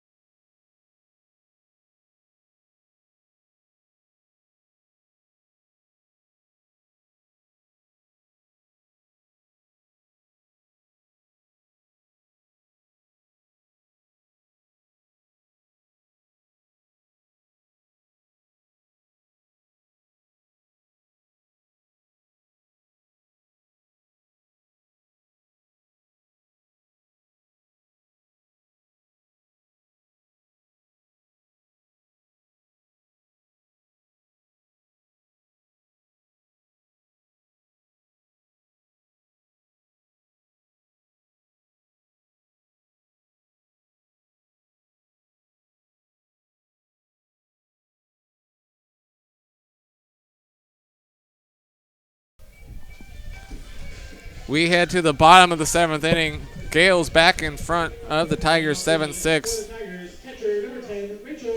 As the 5-6-7 part of the Tigers order due up, as leading off will be catcher Rachel Sellers. Sellers 1 for 3 on the day. Struck out in her last 2 at-bats. And no doubt would like to try to get a rally going here after the throw from Sarah Anderson was in time to get the runner at the plate, but unable to hold on to it. And the run scored as the first pitch from Musati misses for ball 1. Musati came in last inning allowed 2 runs that tied the game. But the Gales back in front as that pitch in there for strike 1.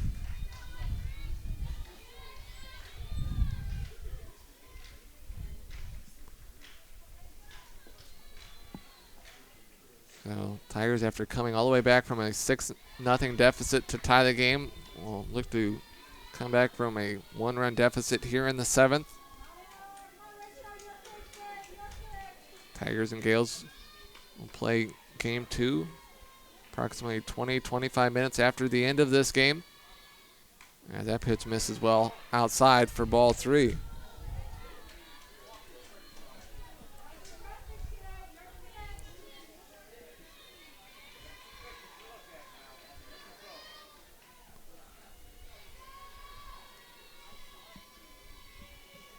Sadi with a long pause here, and a comeback right back up the middle off of the glove of the pitcher, and unlucky there for the Tigers as it went off the glove of Musadi right to the second baseman, Musgrave. So almost a 1-4-3 ground out.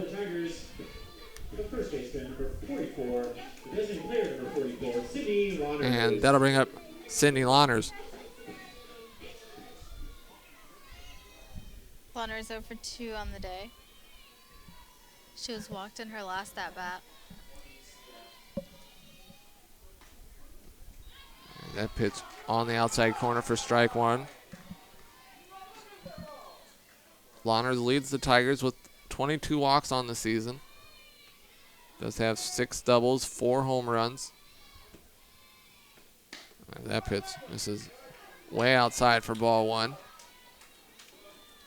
An easy take there. Yeah, even you swinging at everything might have took that one.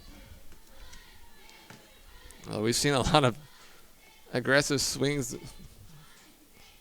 by both teams, and that ball is hit well in the right, and that'll get over the right fielder and off the wall, but it's going to be a very long single. So Lawners kind of just, I think it's almost just stuck the bat out there, and Lawners with her first hit of the afternoon. A 1-out single, and now she'll be removed for a pinch runner as Kamale Patoya will come in to pinch run. We'll see if she starts dancing. Yeah, there she goes.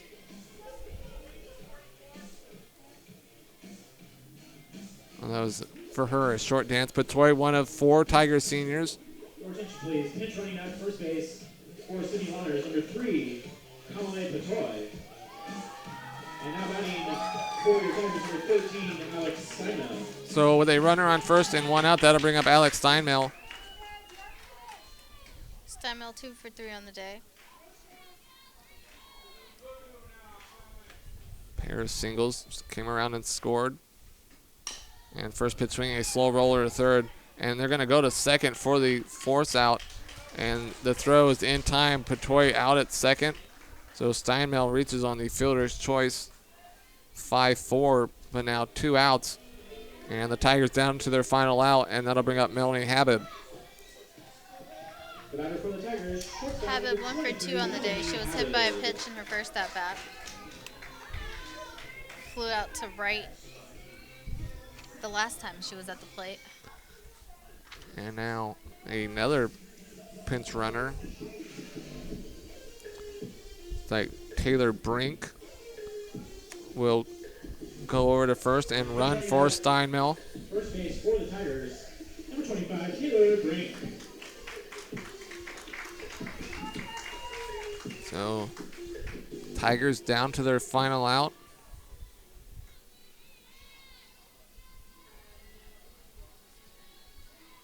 As Usadi, after blowing the save, looking to pick up the win here in game 1 as that pitch misses outside for ball 1.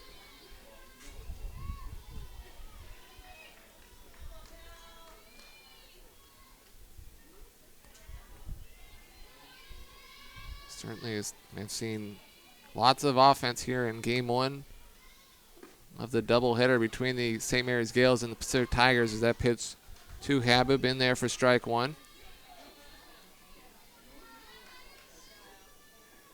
Combined 13 runs, 26 hits, and 4 errors in Airs certainly have played a big part of it. 4 of the runs scored by the Gales unearned. That's the count now. 2 balls and 1 strike.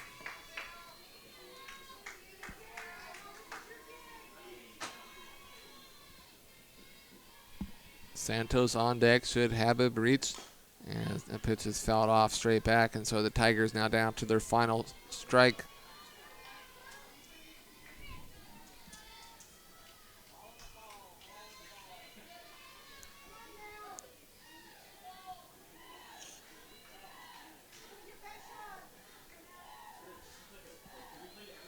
Long pause here before the 2-2 pitch. And that bounces in the dirt and will roll away, and Brink will head down to second. So Brink advances to second on the wild pitch. And the count now full to Habib. Tony Santos on deck is 2 for 2. He's had a nice game at the plate. Tigers would love to get her up to the plate as that pitch is chopped too short. Shortstop with a nice throw on the move, and that'll do it. So the Tigers with a big comeback, come back from 6-0 to tie it up at 6. But the Gales with a run in the top of the 7th, an RBI base hit from Bellotta that looked like it was going to be an out at the plate, but Sellers unable to hold on to it. The run able to score safely, and that turns out to be the final run of the game and the game-winning run. So, I mean, we certainly saw quite a bit of action here in the first game. Yes, we did. It was almost kind of like a tale of two halves here while Pacific was being shut out innings 1 through 3, and then St. Mary's was shut out 4 through 6 as the Tigers started picking up offense there in the middle innings.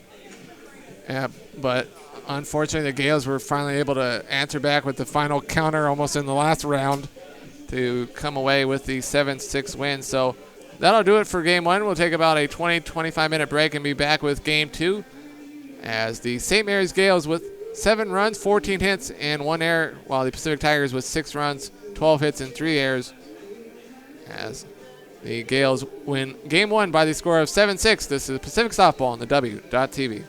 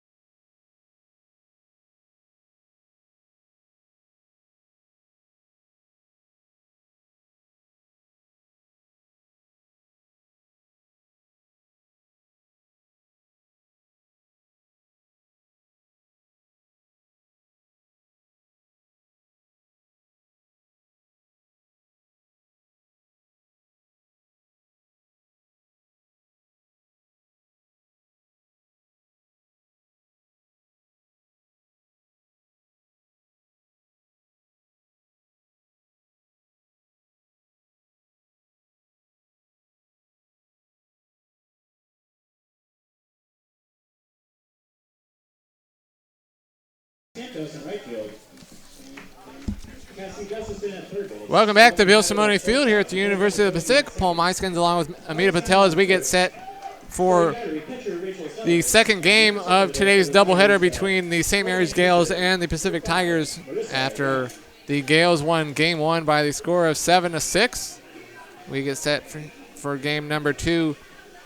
Tigers defensively from left to right in the outfield, Bourne in left, Anderson in center, and Santos in right. In the infield, Gustafson at third, Habib at short, Zapatozing at second, Steinmel at first. Behind the plate, Rachel Sellers. So pretty much identical to game one, although making the start here in game two for the Tigers will be freshman Marissa Young. Young on the season is 7-5 with a 4.20 ERA, and she has been outstanding over the last couple weeks. The Tigers trailed in game one 6-0 before rallying and tying the game at 6, but the Gales, with an unearned run in the 7th inning, picked up the 7-6 win as we get set. And leading off for the Gales will be third baseman Haley Sparacino. Sparacino was 2 for 3 in game one. As first pitch bunting, that's foul for strike one. First pitch at 4:28, much later start than planned, but game one went long with a total of 26 hits and 13 runs and 4 errors. So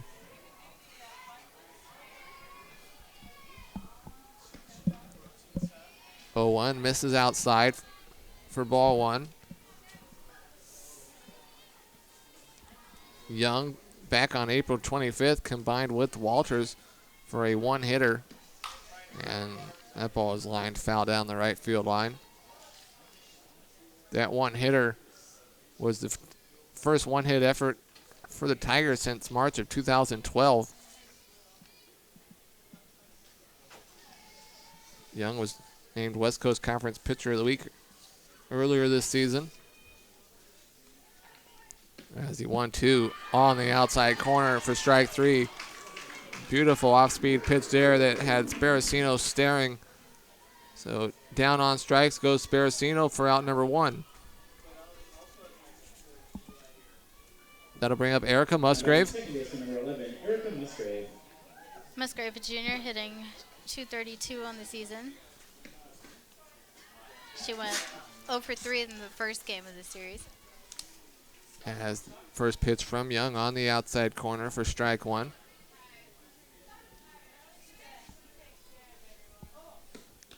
And that pitch hits Musgrave, and so Musgrave will head down to first on the hit by pitch.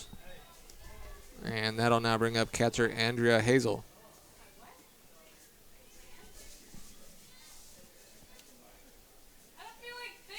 Hazel hitting .320. Catcher number 00, Andrea Hazel. She went 2 for 3 in the first game.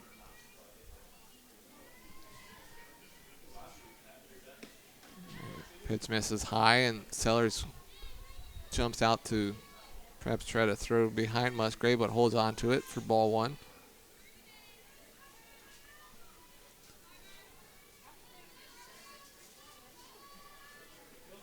Hazel was one of 6 Gales to have 2 hits in the first game. Is that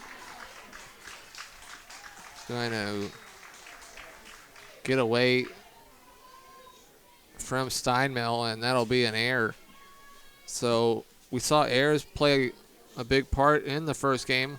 A Tigers error led to 2 unearned runs in the first, and an error in the third also led to 2 unearned runs, and an error in the 7th. So 5 of the runs unearned as that pitch in there for strike one.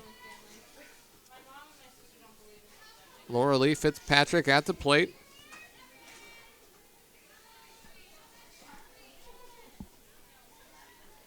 Fitzpatrick hitting .287 after the last game. Went 2 for 3 with the walk, And a double and a single. Bats here with 2 on and 1 out as that pitch misses inside for ball 2. Fitzpatrick second on the team with 24 runs batted in. Second behind Sarah Lira, who's on deck. And that pitch in there for strike 2. Young, not a huge strikeout pitcher, just 35 strikeouts through 75 innings. Although it does have a strikeout already here in the first. And now make that 2 as another off-speed pitch that has a batter staring, watching. Now batting for St. Mary's, first baseman number 8, Sarah Lira. So Fitzpatrick called out on strikes for out number 2, and that'll bring up Sarah Lira. Lyra, the senior, hitting 244. She went 1 for 4 in the last game. Another nice off-speed pitch in there for strike 1 from Marissa Young.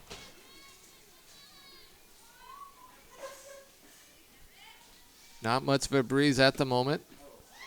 Way out in front for strike 2 is Lira. See the shadows a little bit on the field. Probably will have some more as the afternoon and early evening progresses, as that pitch misses outside for ball 1.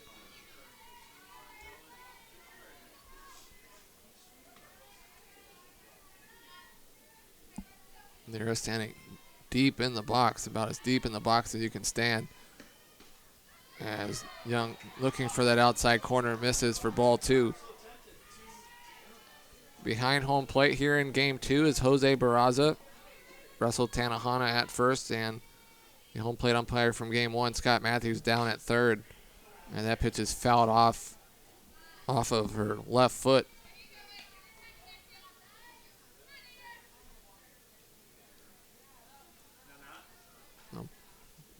Backs out and kind of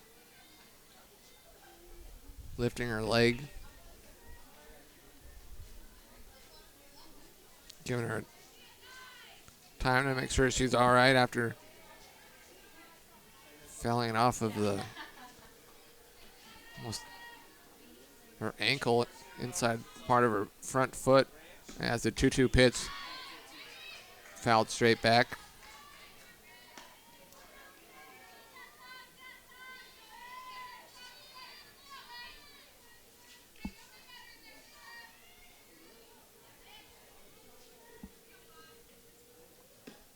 That pitch high and off the glove of Sellers. Both runners move up.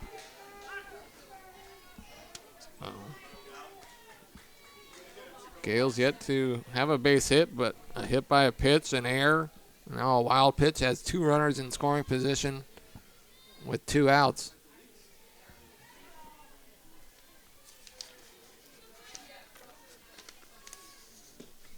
And a swing and a miss. So Marissa Young strikes out the side in the first inning. And after half inning, Gales and Tigers tied at 0 on the W.TV.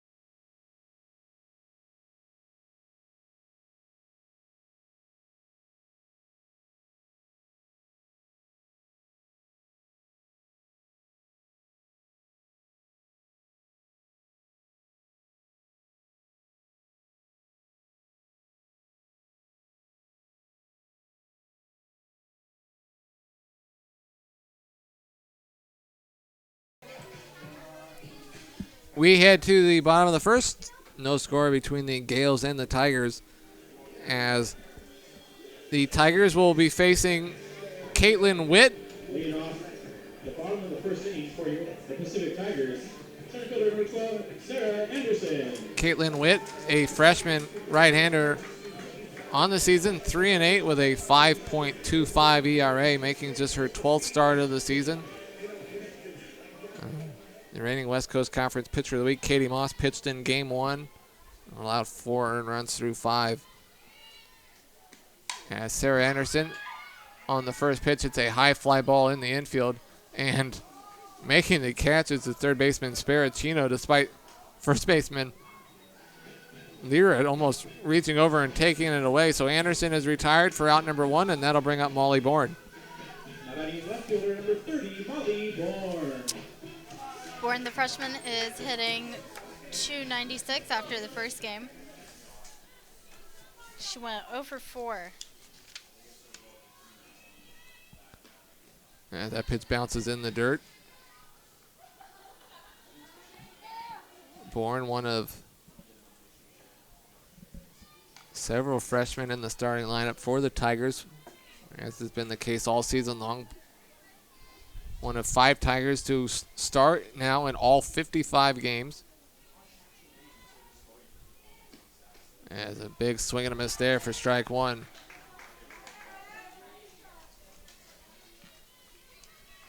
Actually, all 54 games, excuse me. Bourne had a couple good swings in the first game, but held hitless. And she'll now head down to first as she was hit by the pitch. So the Gales had a 1-out hit by pitch, and now the Tigers with a 1-out hit by pitch, and that'll bring up Nicole Zapatosny. Zapatosny is a junior, hitting .305. She went 1 for 4 in the last game with a home run.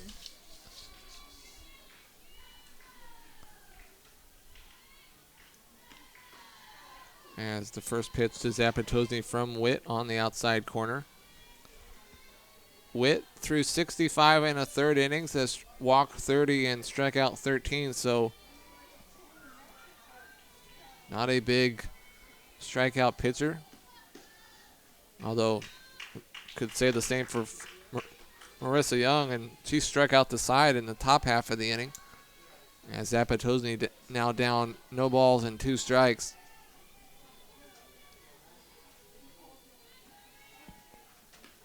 And slow roller to third, and the throw to first. Just in time to get Zapatosny, although you can hear the crowd did not agree. So with 2 outs and a runner on second, that'll bring up Cassidy Gustafson.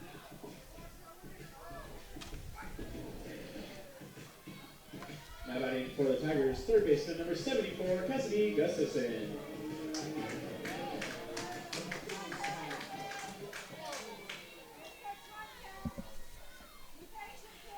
Gustafson hitting .261 on the season. Look at that, you did it. I promise I can say her name perfectly fine off air. Once the camera comes on, it gets tougher, huh? To say Gustafson. For some reason, it just gets a lot harder. So Gustafson bats here with a runner on second and 2 outs. Chance to try to give the Tigers an early lead. As that pitch in there for strike 1. Gustafson was 2 for 4 with 2 runs batted in game 1. Those 2 RBIs tied the game at 6 in the 6th inning. For the Tigers gave up a run in the 7th and lost 7-6. So that pitch is in the dirt for ball 2.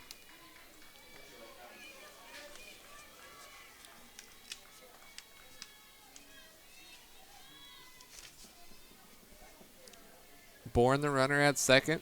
She was hit by a pitch and then moved down to second on that Zapatosny ground out, as that pitch is chopped foul by the third base coaching box for strike 2.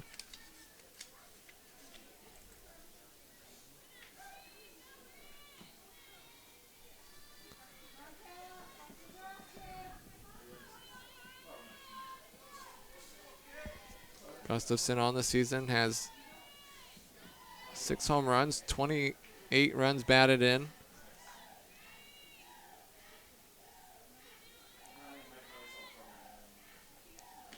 As that pitch is chopped up the middle and being waved around and coming in and scoring as the throw is cut off. And then back out at home is Gustafson, but the run scores.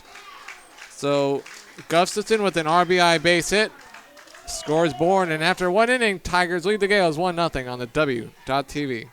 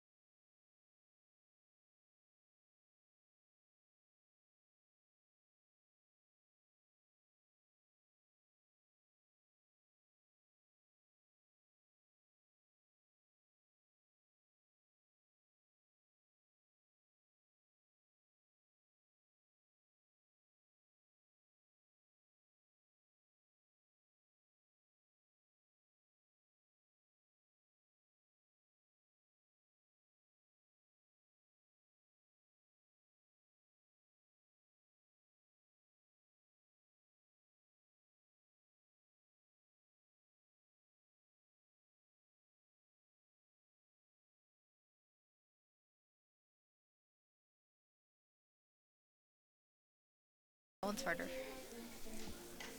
We head to the second inning. Tigers lead the Gales 1-0 as a 2-out RBI base hit from Cassidy Gustafson scored Molly Bourne. And right after Bourne scored, Gustafson was back out at first, 7-1-3. So Gustafson continues her nice afternoon after 2 hits and 2 runs batted in last game. Her single gives the Tigers a 1-0 lead as the 6, 7, 8 part of the Gales order due up.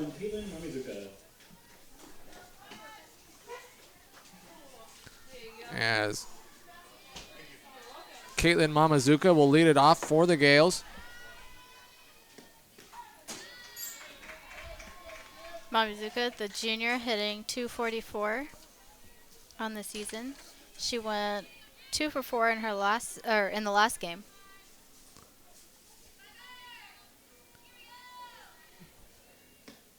And pitch fouled off for strike 2. Marissa Young struck out the side in the first inning, although Gales did have a couple base runners after a strikeout to lead off the game, a hit by a pitch, and an error. And then back-to-back strikeouts to end the inning. As that pitch just misses for ball 1.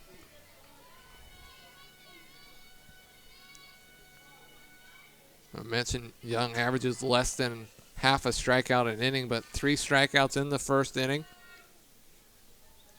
And the 1-2 pitch hit to and they're going to say before Gustafson fielded that, it was foul, so Mamazuka will head back to the plate. But look at that, you got Gustafson's name out, and then she comes through with the RBI base hit. She's done all she can here this afternoon to make sure her name gets said very often. As you stare at me with those hateful eyes, and that ball is popped up and caught at second by Zapatozny for out number 1. So with one out, that'll now bring up designated player Stephanie Lee.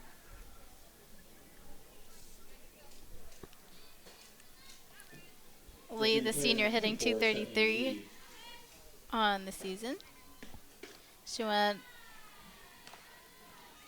0 for 2 in the last game, but reached on an error and was hit by a pitch.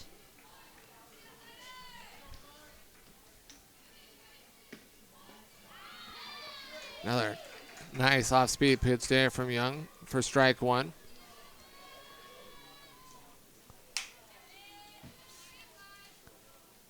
Young has had the batters standing there watching pitches float by, and a big swing and a miss there for strike two from Lee.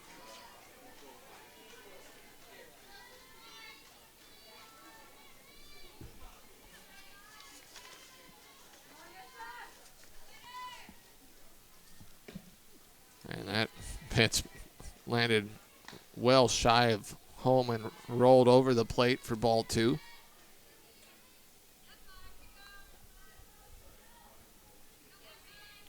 Corner infield a step or two in, and a swing and a miss. Sellers will throw down the first to complete the strikeout. So Lee down on strikes, swinging 2-3 for the fourth strikeout already of the afternoon by Marissa Young. And with two outs and no one on, that'll bring up Monica Reichart. Number 15, Monica Reichart.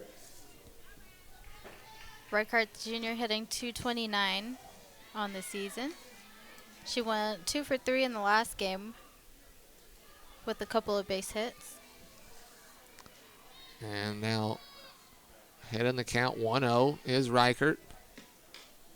And she fouls that one to the backstop for strike one.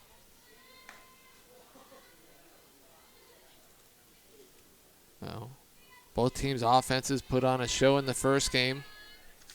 13 runs combined, 26 hits. We'll see if pitching stats can take over here in game two as that pitch is fouled off at the plate for strike two.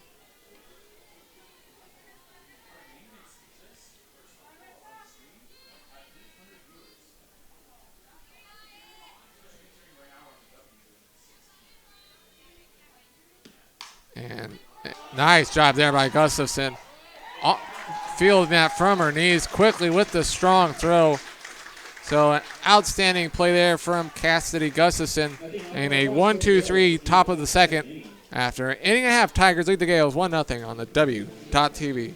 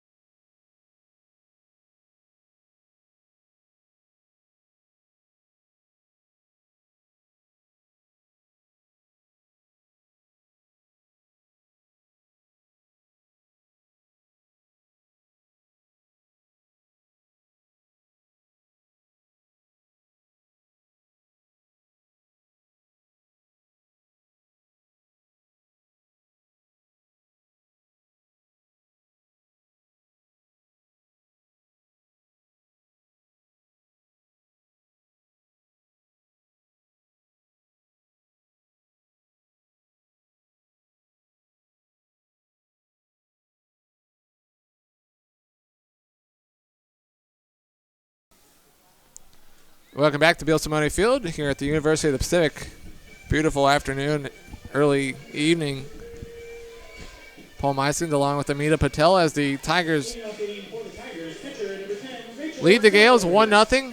Cassidy Gustafson, an RBI single with 2 outs in the first inning, gave the Tigers a lead as the 5, 6, 7 part of the Tigers order due up here in the second as catcher Rachel Sellers will lead off. As the first pitch from Witt in there for strike one. Sellers, the freshman, hitting 241 on the season. She went 1 for 4 in the last game with a couple of strikeouts. As that pitch misses outside for ball one.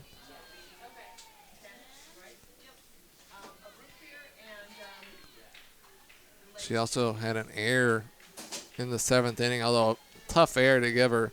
She was unable to hold on to the throw, and the run was able to score as she hits that one high in the air to left field, and it'll hang up long enough for Mamazuka to make the catch for out number 1. So with no one on and 1 out, that'll now bring up designated player Sydney Lawners. Lawners, this Now batting for the Tigers, designated player number 44, Sydney Lawners. freshman, hitting .226 on the season. Lawners went 1 for 3 in the last game.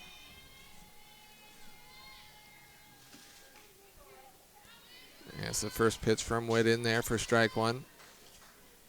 Lawners, most of the season, has been the Tigers' first baseman, although here today, getting the start at first base in both games, the senior Alex Steinmel. Steinmel, who's on deck. And that pitch grounded to third, and able to recover in time to make the throw is the third baseman, Sparacino, who was on the move and knocked it down and kind of left the ball behind her, but able to go back and get it, and the strong throw in time to get Lawners. So Lawners is retired 5-3 for out number 2, and that'll bring up first baseman Alex Steinmel.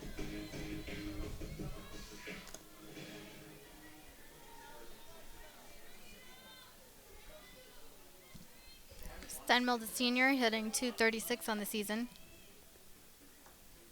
Went 2 for 4 in the last game with a pair of base hits. Also scored a run as the first pitch from Witt to Steinmel was in the dirt for ball 1.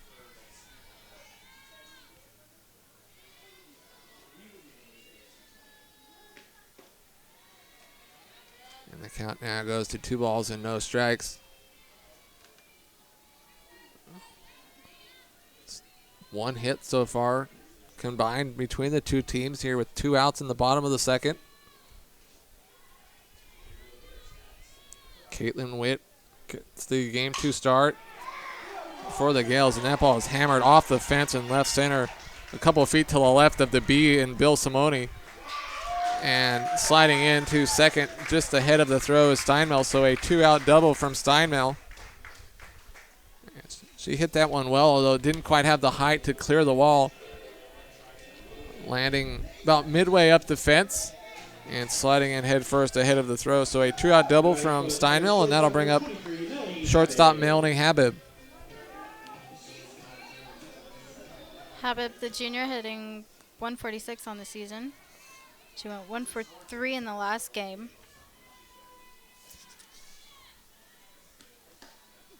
Drove in a run.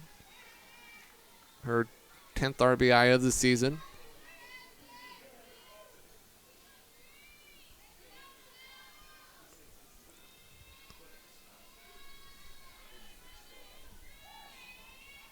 Tigers lead 1-0. Looking to try to add to that as 1-0 pitch in there for strike 1. We saw at least 1 run in every inning last game. As that pitch misses for ball 2. The Gales scored in each of the first 3 innings, then the Tigers scored in each of the innings 4 through 6 before the Gales run in the 7th was the difference in their 7-6 win in game 1. As Habib with a ground ball that'll get by the diving shortstop into center, being waved around. Coming in to score is Steinmel. Heading down to second on the throw is Habib. So back-to-back 2-out base hits, and the Tigers now lead 2-0. Well, a nice piece of hitting there by Habib, just hitting it right back up the middle. And the shortstop Fitzpatrick dove and unable to get to it, and Steinmel running hard the whole way with 2 outs. Comes around and scores. So Habib with her 11th RBI of the season, and the Tigers lead 2-0, and up comes Tony Santos.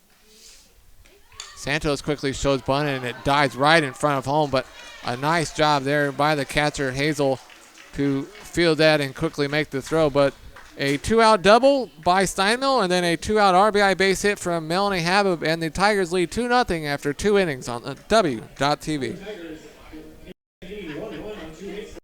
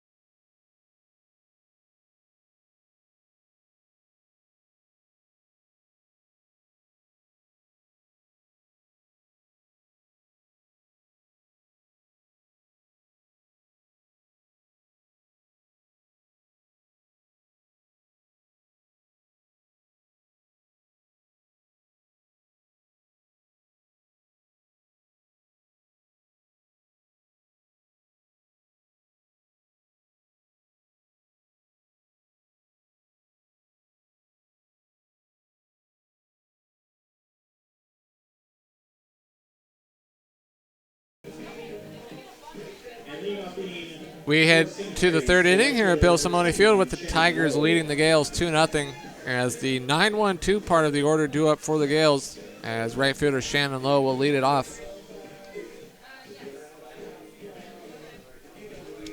Lowe, the junior, hitting .292 on the season. She went 2 for 4 in the last game with a pair of base hits up the middle. As the first pitch from Young in there for strike 1, too low.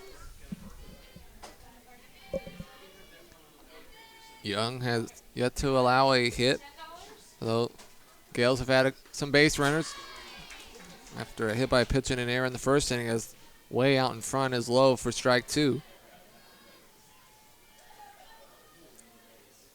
Young with 4 strikeouts through 2 innings. That pitch well high, and Low takes for ball 1.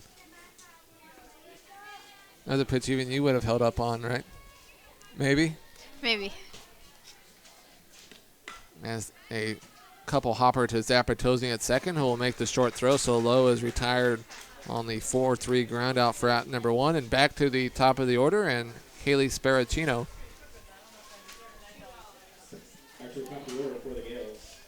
Sparacino struck out in the first inning. Did have 2 hits in game 1.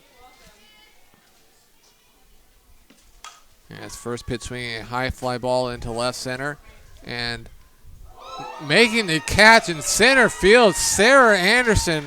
Wow. Molly Bourne and Sarah Anderson both almost looked like they were going to collide, and somehow Sarah Anderson makes the catch on the warning track for out number 2. So Number 11, Erica Musgrave. bit of an adventure, but a long fly ball caught for out number 2, and that'll bring up Erica Musgrave.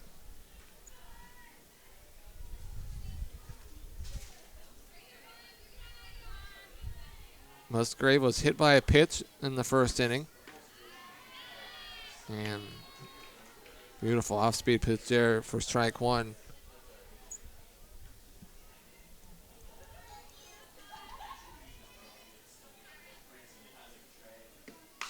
And rolls foul before Gustafson was able to field it. So count goes to no balls and 2 strikes.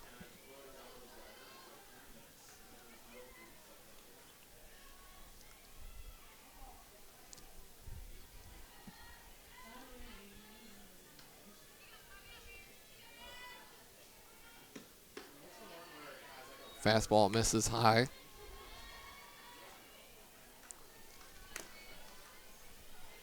See if perhaps Young goes back to that off-speed pitch that it's had more than a few batters sit down in there watching.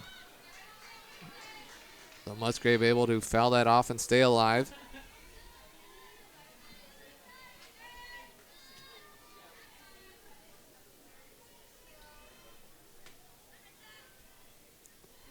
Corner infield a step or two in. And that pitch bounces well shy of the plate and rolls two Stellars for ball 2.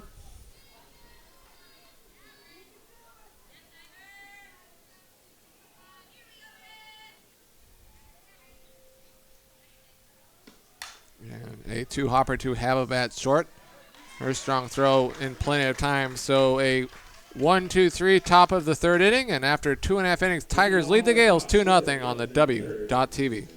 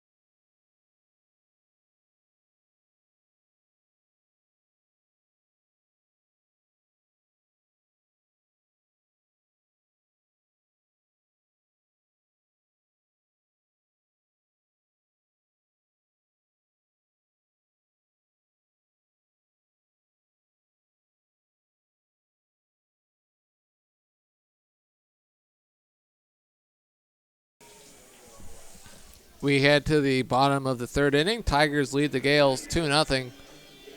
As it'll be the top of the Tigers order due up here in the 3rd inning. As center fielder Sarah Anderson will lead it off.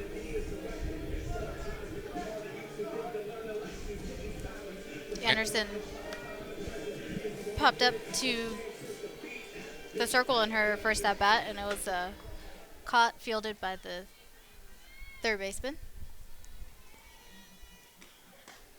And first pitch to Anderson there misses low for ball 1, and Anderson had a great play defensively in the top half of this inning on a ball hit well to left center that somehow looked like Bourne and Anderson were going to collide, and Anderson came away with the catch on the warning track as that pitch misses outside for ball 2.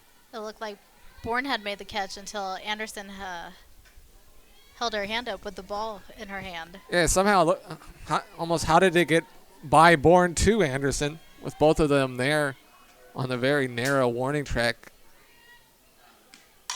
Yes. A 1-hopper to second and a short underhand flip for out number 1.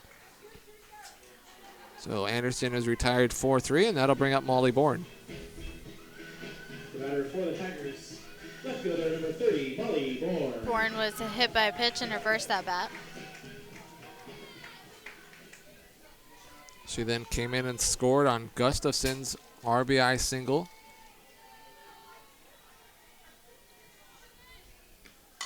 And first pitch swinging a 2-hopper deep in the hole at short. A nice strong throw there by Fitzpatrick, and so Bourne is retired 6-3 for a quick out number 2, and that'll now bring up Nicole Zapatosny. Zapatosny grounded out to 3rd in her last at bat in the 1st inning. Yeah, a ground out that the fans and Coach Colsey weren't happy with, thinking that she beat out the throw. And the off-speed pitch from Witt misses inside for ball 1.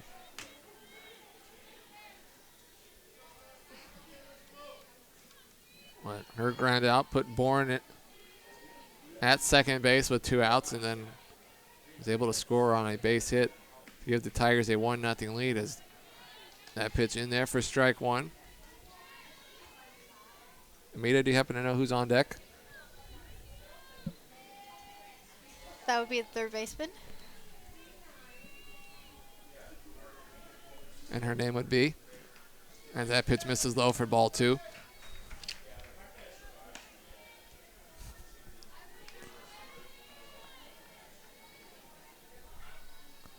For those of you who can't tell at home or are late to joining us, for some reason she has the toughest time saying Gustafson when we're talking to you, but when we're not on, has no problem with the name. Yeah, that pitch is bounce foul for strike 2. All right. Yeah, it's not a problem when we're looking at the lineup, but as soon as I have to say it on air, it's Tough. just tough. Gustafson becomes a bit too tough. It's all right. Like I said, Melanie Habib got me for a longest time. For some reason, has high fly ball down the left field line out of play, so the count remains 2 balls and 2 strikes. Certainly have some interesting names between both of the two teams, that's for sure. Yes, a lot of names that I've never heard before.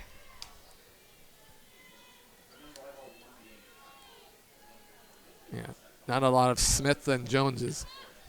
As that pitch No, just misses for ball 3. Not quite like the baseball team where And there's a few easy. We've got a Lee and a Lowe and a Anderson. Anderson. A lot of unique names, that is for sure. As the count is full, 2 Zapatosny and a couple hopper 2 second to throw in time for out number 3. So Caitlin Witt gets a 1-2-3 bottom of the 3rd inning, and after 3 innings, Tigers lead the Gales 2-0 on the W.TV.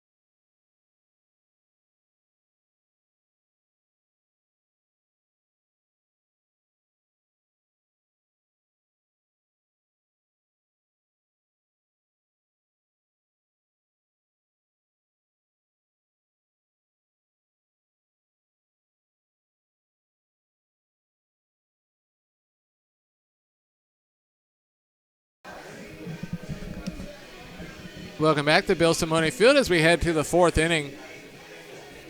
Gales, no runs, no hits, no errors. Tigers, 2 runs, 3 hits, and 1 error. As the 3-4-5 part of the Gales order due up here in the 4th against Tigers freshman starter Marissa Young, as Andrea Hazel will lead it off for the Gales.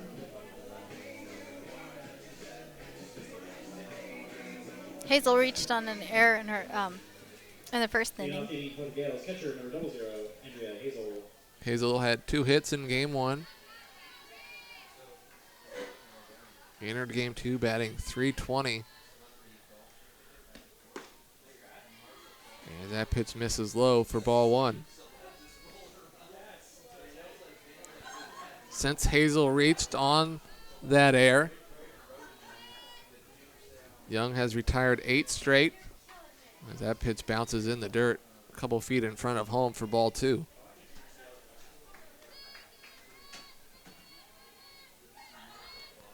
Plate umpire Jose Barraza will clean off the plate.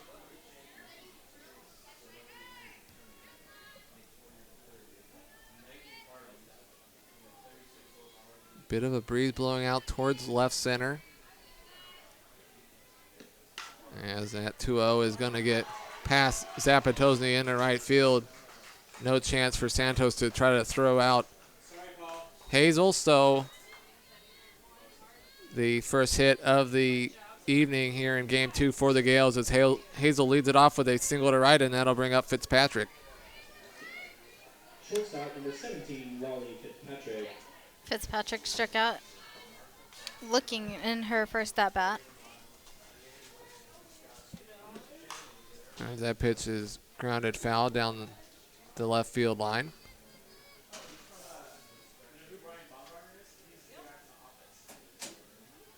Fitzpatrick was the second of 4 strikeouts here in game 2 by Marissa Young. Danny Bonet started game 1 for the Tigers before Megan Walters finished it. As 0-1, showing bunt and pulling back and taking strike 2 is Fitzpatrick. And the count now, no balls and 2 strikes.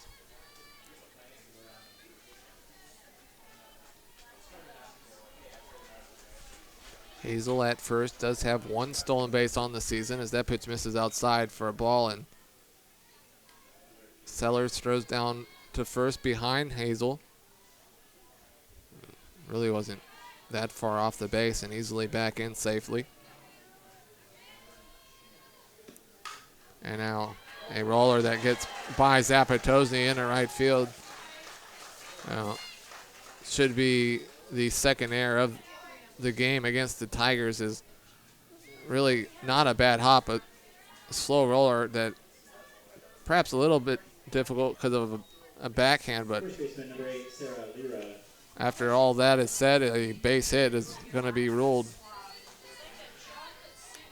So 2 out and no on, and that'll bring up Sarah Lira.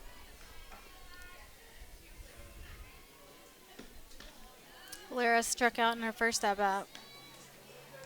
And Young certainly could use a strikeout here now with runners on first and second and no outs. And hitting the inside corner for strike 1 is Young. And now attempting to bunt and bunting it foul is Lira for strike 2. What do you think on that ball? Would you have gone air or hit? It's okay, there's no right or wrong answer.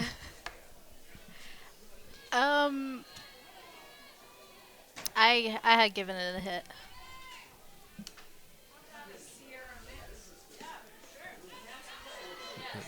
That's what the official score went with. Kerr McCauley. And that pitch misses for ball 1.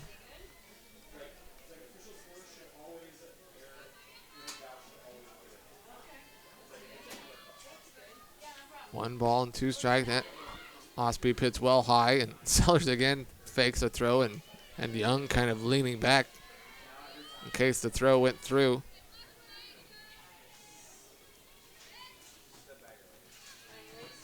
Tigers lead 2-0, although a pair of hits here by the Gales, but a big swing and a miss and a big strikeout there, a much needed strikeout for Marissa Young as Lira strikes out for the second time tonight.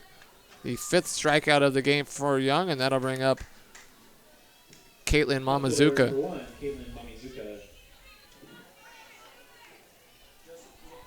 Mamazuka popped out to second in her first at-bat.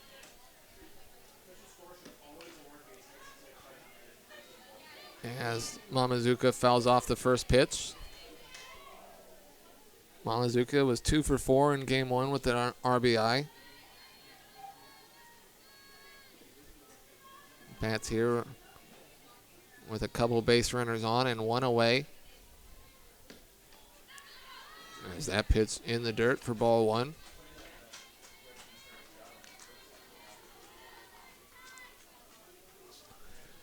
Even harder than saying Gustafson sometimes it's being an official score. It's one job where Some plays like the one we had just seen could go either way.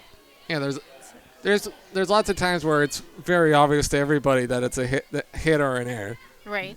But on those controversial ones where it's one of those certain plays, you're going to make one side not happy no matter what you rule it. As that pitch misses high for ball 2. Coaches always like to say when I officially score, they like to say, could you have made that play? That's one of their most favorite arguments. And she got her glove on it, I think. Yeah. Although the ball was hit well as that ball was popped up, and the throw back to second in time for the double play. So just like that, hits or errors don't matter as the Gales get 2 hits, but a strikeout and a double play. And after 3.5 innings, Tigers lead the Gales 2-0 on the W.TV.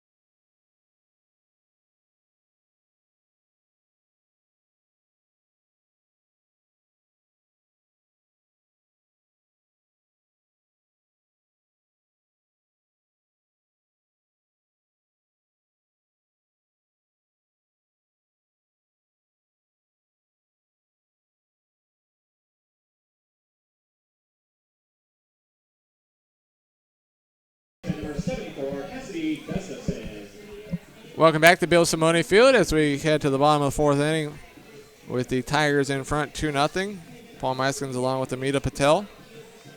The 4-5-6 part of the Tigers order will lead it off. Amita, who we got leading off? We have the third baseman, Cassidy Gustafson. And Gustafson on the first pitch is hit by a pitch, and so she'll head down to first. Yeah, both times you said her name, good things have happened. Gustafson had the single to score a run and give the Tigers the 1-0 lead, and then seconds after you say it this time, she's hit by the pitch and heads down to first. I mean, getting a base runner is definitely a good thing, but via getting hit, Yeah, although that didn't look like it was a fastball off. Certain pitches are a little easier to get hit with, leave less of a mark, as missing the bunt and now being caught in a rundown between first and second. And now the throwback to first and dropped and tagged and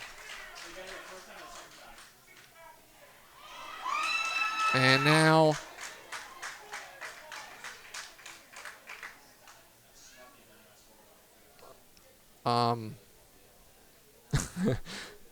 well, she's headed back to first. not quite sure what happened there. So it's a bit of a rundown. Maybe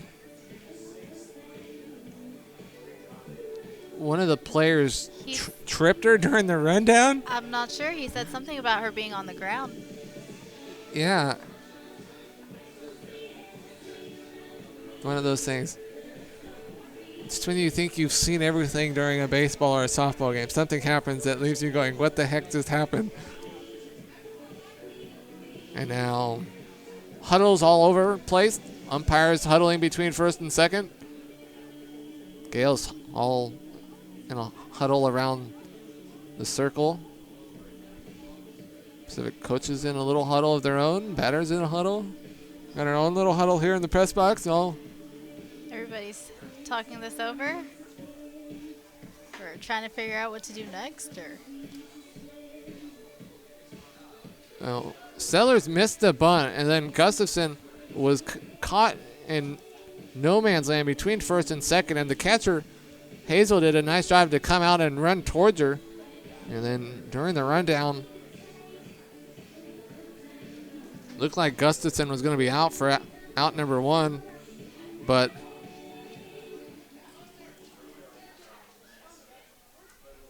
and now an angry coach yelling at the umpire. And coach definitely not happy with that yeah, one. I think she yelled, "That's a horrible call." I'm sure she wants to say a lot worse. I'm sure she's thinking worse. So after all said and done, it looks like we're just going to come back to no outs, a runner on first, and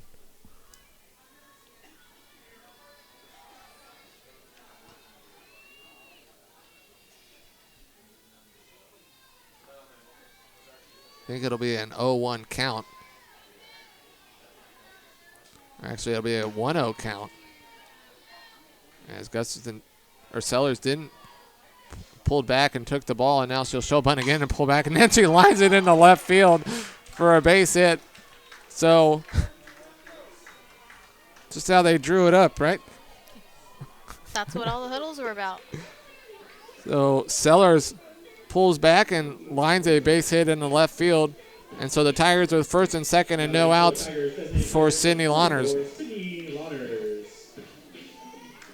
Lawners grounded out to third in her last at-bat. See here if Lawners is trying to bunt and move the runners up, or if they're going to let her swing away, and she'll show bunt. And a nice bunt there. Gets it down, and the first baseman will field it. Lyra throws the first to Musgrave covering, so nice bunt there by Lawners. So the sack bunt, 3-4. Gustafson down to third, and Sellers to second. The batter for the Tigers, first baseman number 13, Alex Steinmel. And that'll bring up first baseman Alex Steinmel.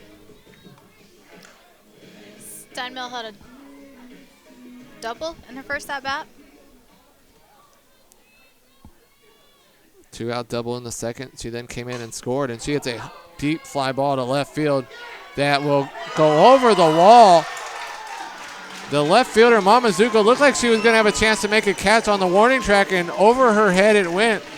So the senior Alex Steinmel with her second home run of the season, and the Tigers now lead 5-0 here in the fourth.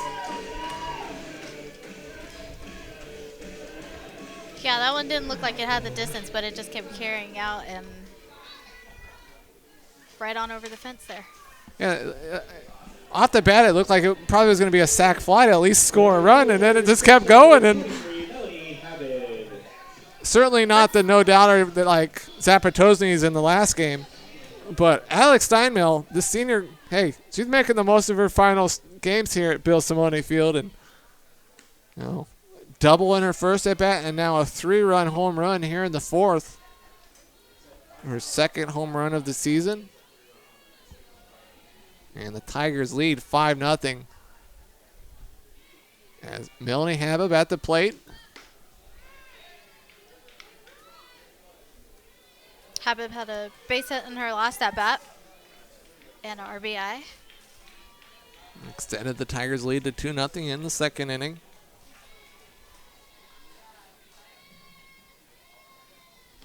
As the 2-0 misses high for ball 3, so likely the coaches in the Gales side even more upset after thinking Gustafson was going to be out for out number 1, and then Sellers follows with the base hit, and then a 3-run home run by Steinmel. And that Yeah, pitch. I'm pretty sure they're not too happy about that one. Yeah, it really changes the whole mood of the inning. It comes 1 out, nobody on. Sellers then probably isn't faking the bunt and then lines it for a base hit as a 1 hopper 2 third, and making the throw Sparacino for out number 2. So Habib is retired on the 5-3 ground out, and that'll bring up Tony Santos. The batter for the Tigers, right fielder number 22, Tony Santos.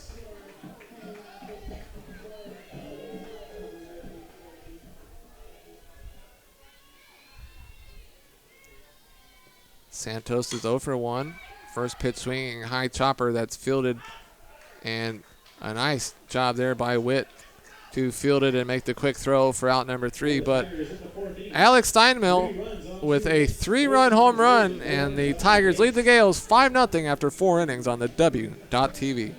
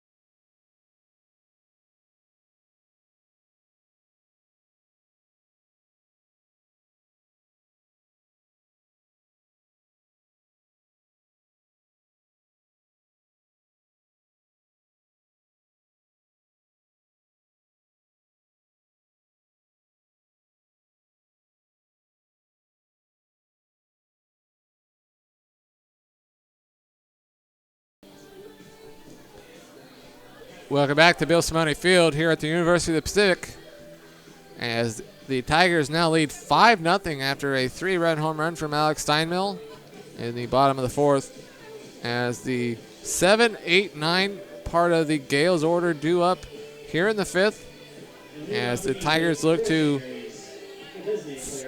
make it a split of the 2 games here in Stockton, as the Gales won Game 1 7-6, although the Tigers now lead here in Game 2 5-0, as Stephanie Lee to lead off.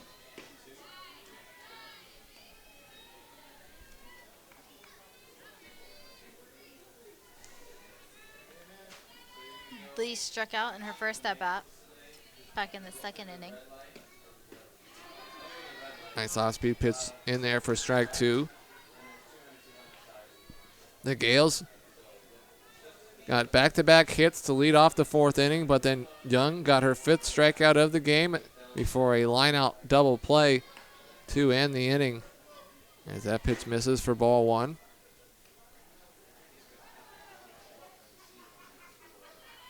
Final game of this series will be tomorrow morning at 10 a.m. Senior Day. As able to check her swing is Lee for ball 2.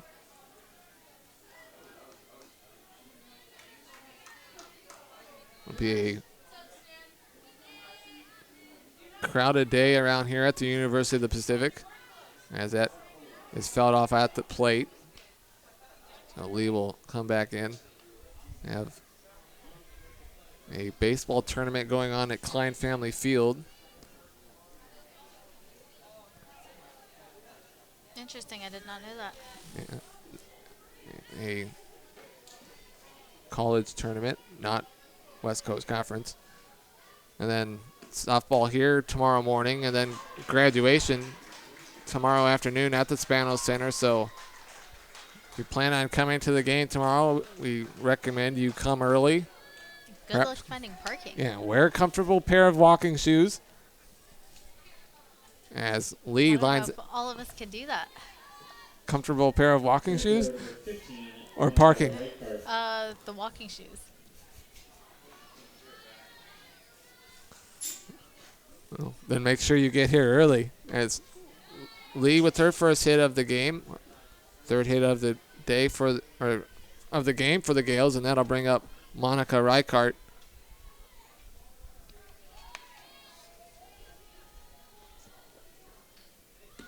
And she gets the bunt down. Young will field it herself, and the throw to first goes over the head and down the right field line. And so Reichart will reach on the sacrifice bunt and go to second on the E1. So Young did a nice job to quickly field that, and just her throw to first sailed high and down the right field line. So the second error of the game, and now the Gales with 2nd and 3rd and no outs for Shannon Lowe. Lowe 0 for 1 on the day. Grounded out to second in her first at bat. Right fielder number 21, Shannon Lowe.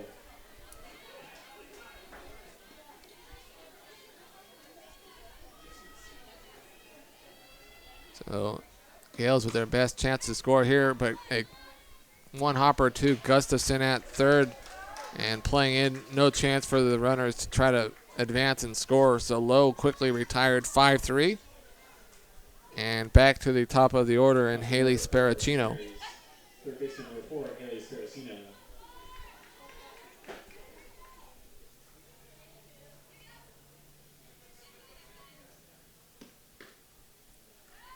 First pitch to Sparacino misses outside for ball 1.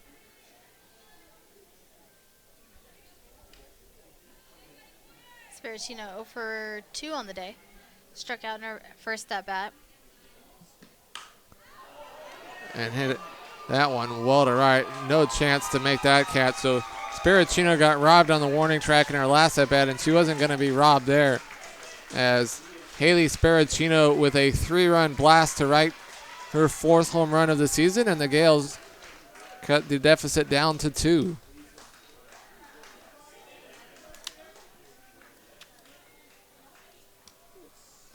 Unlike the Tigers' last home run that barely cleared the wall, that one was a no-doubter off the bat. So, Yeah, that one had the sound in the distance. and the only chance anybody had to make that catch was the fan sitting behind the fence. So after Tigers with 3 runs in the 4th, the Gales with a 3-run shot of their own here in the 5th. And now Erica Musgrave at the plate. First pitch swinging. That one's hit foul. One of those runs will be unearned as Reichert reached on the throwing error by Marissa Young. So we saw that a story of the last game. Tigers allowed 5 unearned runs from their 3 errors during the 7-6 loss, and while just one of those 3 runs is unearned, the Tigers still lead 5-3. As the 1-1 pitch fouled off at the plate for strike 2. Here or baseball, it's amazing how often those errors lead to runs. Errors and walks almost always come back to haunt you. When you help the other team in some way, they seem to capitalize. Musgrave fouls that one off to stay alive. And look, they accidentally put the strike on the board. Now they had to clear it. I wasn't sure if the scoreboard would actually show a third strike. As a swing and a miss there, and Sellers will throw down the first to complete the strikeout. So Marissa Young, with her 6th strikeout of the game, sounds like that might be her career high for strikeouts. The batter, catcher number 00, Andrea Hazel. So 2 outs and no one on, and up comes Andrea Hazel. Hazel 1 for 1 on the day. Reached on an error in the first inning and then came back with the base hit in the 4th. Yeah, that was their first base hit of the game. As that pitch misses low for ball 2.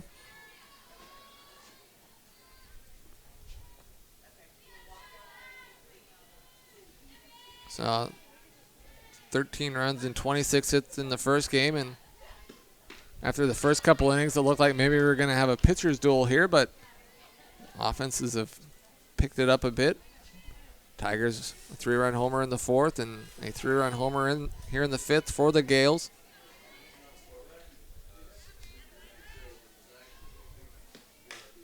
As a ground ball to Gustafson for the final out of the inning. But Haley Sparacino with a 3-run home run. And after 4.5 innings, the Tigers lead the Gales 5-3 on the W.TV.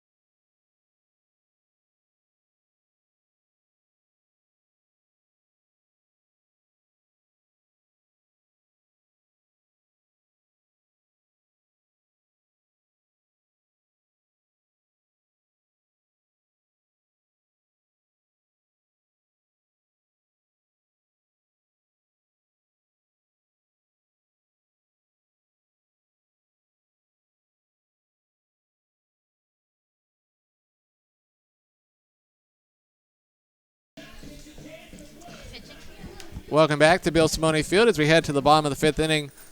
A pitching change for the Gales as they have brought in Katie Moss. Moss in game 1 pitched 5 innings, allowed 8 hits, 4 earned runs, walked 2, and struck out 5. And got the no decision as the top of the Tigers order will lead it off here in the 5th as Sarah Anderson to lead off.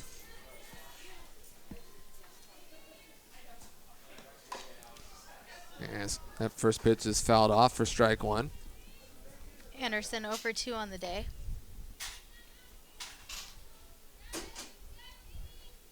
Did have 2 hits in game 1.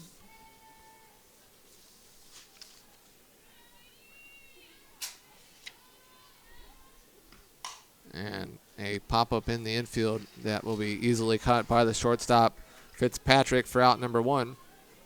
So that'll now bring up Molly Bourne. Bourne 0 for 1 on the day. Now batting left fielder number 30, She reached Molly Bourne. on a hit by pitch in the first inning.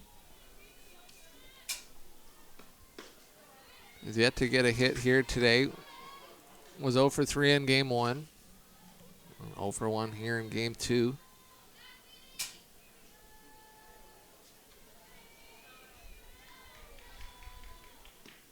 And that ball is hit well to left.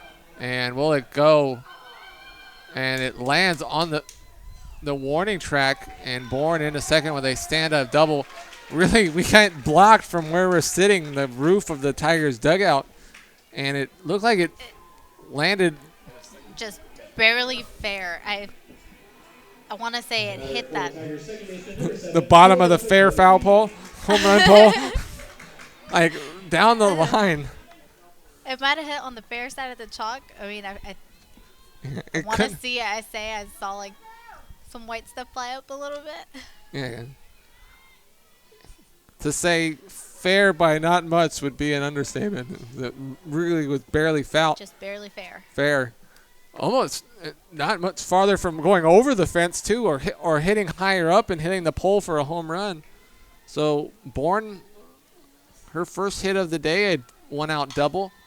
And now Nicole Zapatosny at the plate with a 1-1 count. Zapatosny 0 for 2 on the day. Grounded out to third and second. And now in the middle of an at-bat, we're going to have the left fielder and right fielder trade places. It's been an interesting day. We've seen some interesting things today. Some of which I still don't quite know what happened or why it was ruled, but it happened. Yeah, and I definitely learned some new things today, such as the players can be resubstituted back into the game. Mita, who does a lot more baseball than softball, but with baseball out of town, and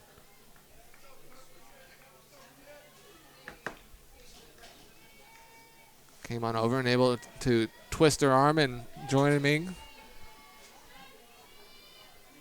despite the hard time I give her about saying Gustafson. As that pitch misses inside for ball 2.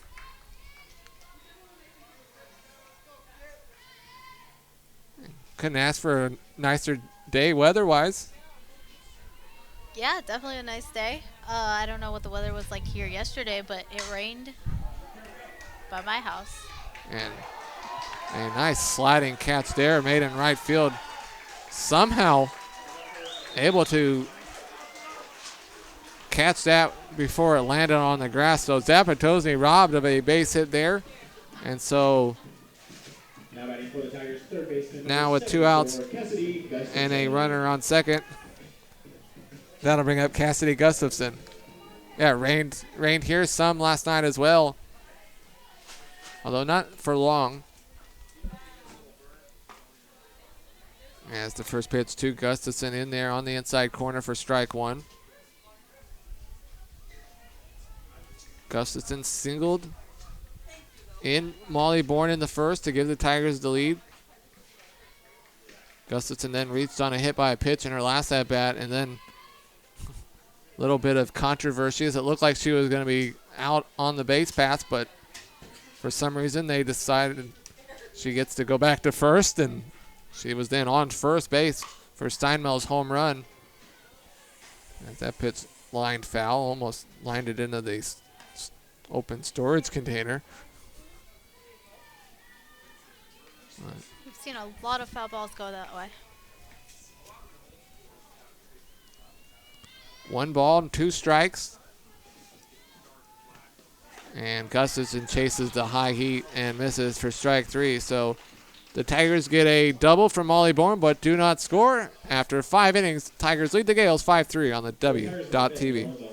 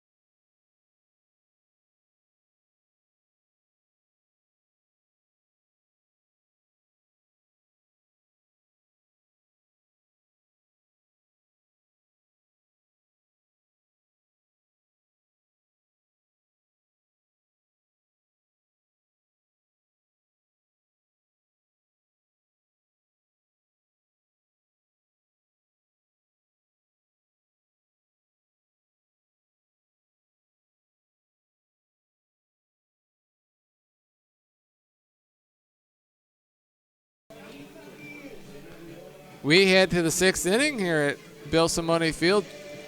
Pacific Tigers in front of the St. Mary's Gales by the score of 5-3. Paul Meiskens along with Amita Patel. Kyle Rogers also here doing all the producing in both games as the 4, 5, 6 part of the Gales order due up here as Fitzpatrick fouls off the first pitch for strike one. Fitzpatrick 1 for 2 on the day. Had a base hit in her previous at bat. Yeah, that started off the 4th inning with back-to-back base hits for the Gales before a strikeout and a double play got Marissa Young out of it without allowing any runs, although Sparacino with a 3-run homer last inning cut into the Tigers' deficit, and that ball gets by a diving Habib into left field for a base hit. So Fitzpatrick with her second hit of the game, and the Gales with a leadoff base runner for the 3rd inning in a row. That'll now bring up first baseman Sarah Lira. Lyra is 0 for 2 on the day with 2 strikeouts. Young, 6 strikeouts so far, and a one hopper off Gustafson's glove, but she's able to recover in time and make a strong throw. As that ball was hit hard and almost snow-coned out of her glove, but able to chase it down. It didn't get too far away from her. And the throw in time to get Lyra for out number 1 is Fitzpatrick down to second. Right fielder, number 1, Caitlin Mamazuka. Yes, that'll bring up Caitlin Mamazuka. Mamazuka 0 for 2 on the day. She had lined into that double play in the 4th inning. Yeah, one of those, we talk about games of inches. She hit it well, just right to Zapatosny. Had have been a couple inches one way or the other, perhaps into the left center for extra bases here by Mamazuka. As being waved around and coming in to score without a throw is Fitzpatrick. So Mamazuka hit that one well and split the gap in left center. So her double scores Fitzpatrick, and it's now a 1-run game.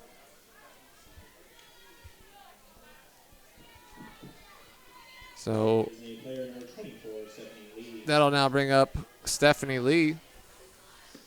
First pitch swinging. Fly ball foul down the left field line. Seems like when the Gales start to get stuff going, they try to capitalize and swing on the first pitch. Try to quickly keep it going. In game 1, it was the Gales who led 6-0 before the Tigers came back and tied it before eventually losing. And the Tigers here led 5-0. The lead down to 1. That pitch misses low for ball 1.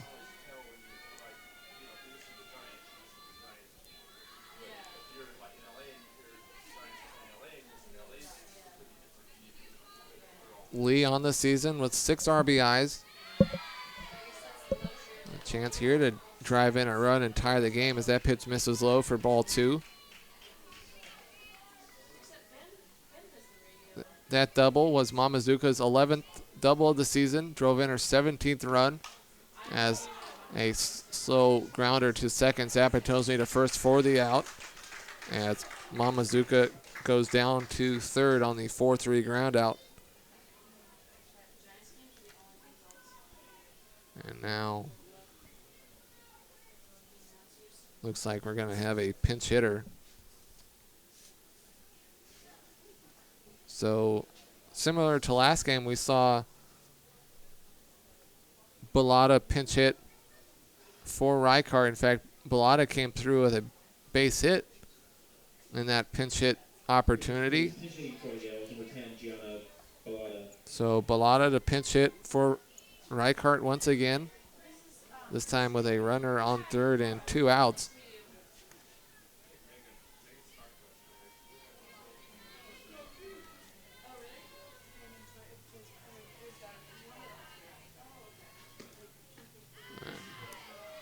Off-speed pitch misses inside for ball one.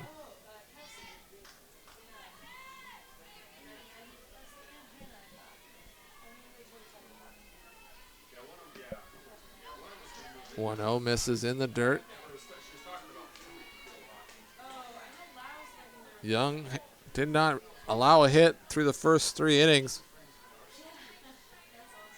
But the Gales have been able to get 6 hits over the last 2 2/3 as that pitch misses just inside for ball 3. On deck for the Gales is right fielder Shannon Lowe. Lowe 0 for 2 against Marissa Young. As that pitch just hits the outside corner for strike 1.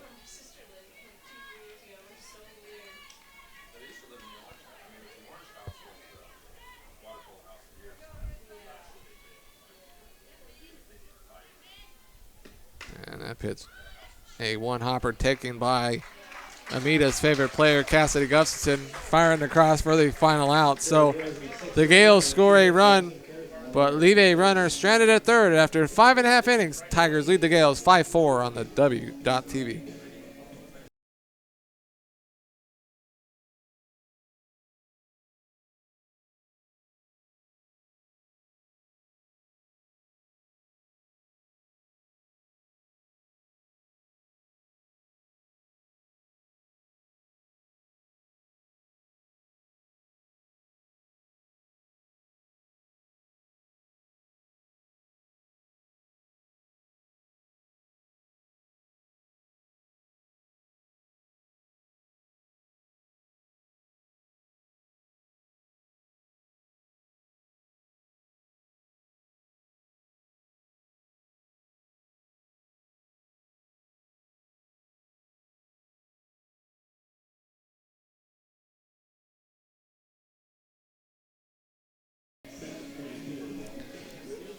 We head to the bottom of the 6th inning with the Pacific Tigers in front of the St. Mary's Gales by the score of 5-4.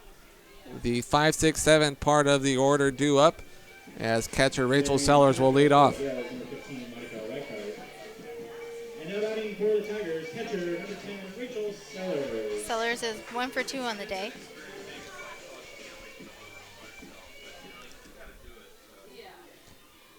In the circle for the Gales is Katie Moss. She came in out of the bullpen here in game 2. As that pitch in there for strike 1 to Sellers.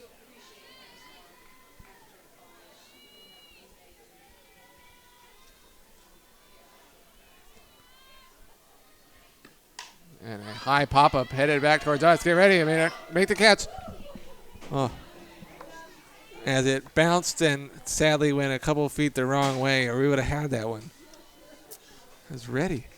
I was You were ready to duck? I was ready to duck. So that foul ball makes the count 0-2.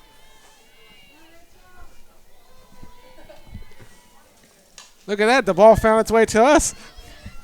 As that ball finds its way into the glove of the first baseman for out number 1. See look at that. Where that ball on the mark, all scuffed up, it's probably right where it bounced. It was headed right for you. More like 15 feet ahead in front of me, but No. Number 44, Sydney Lawners. So Sellers is retired for out number 1, and that'll bring up Sydney Lawners.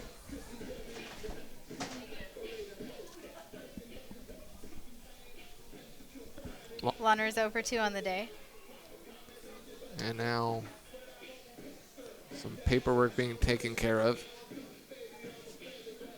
Seems there's been a lot of that in this game. Your attention please, now playing right field for St. Mary's. Number 22, Cassandra Grima. So I guess now playing right field is Cassandra Grima. Really seeing a lot of defensive outfitters switching during at-bats. And There's been a lot of changes in the outfield.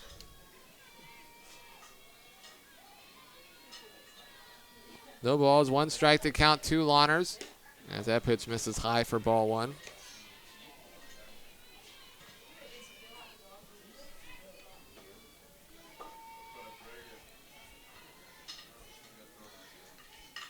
Gales 4 runs, 6 hits, no errors. Tigers 5 runs, 6 hits, and 2 errors. As Tigers look to try to extend their lead and salvage a split of today's doubleheader.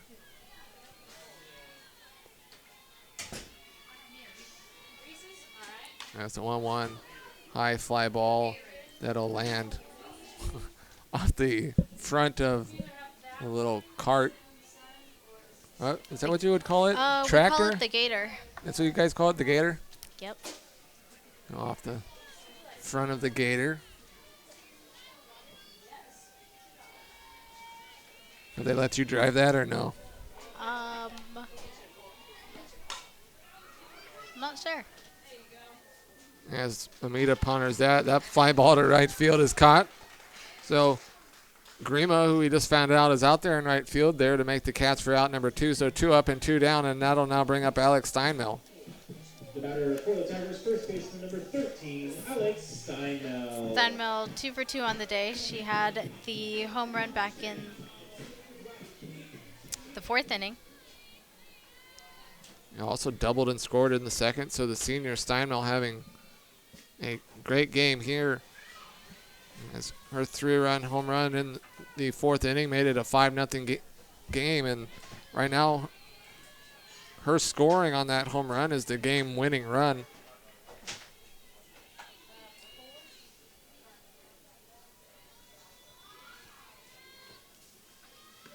And she drops the bunt. And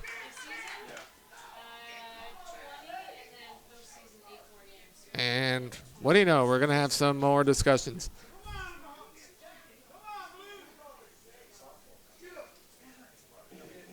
And so Colsey's going to argue, but it looks like they're going to call Steinmel out for hitting the ball while out of the box. So while they argue and discuss it, we will take a break as we will head to the 7th as the Tigers lead the Gales 5-4 on the W.TV.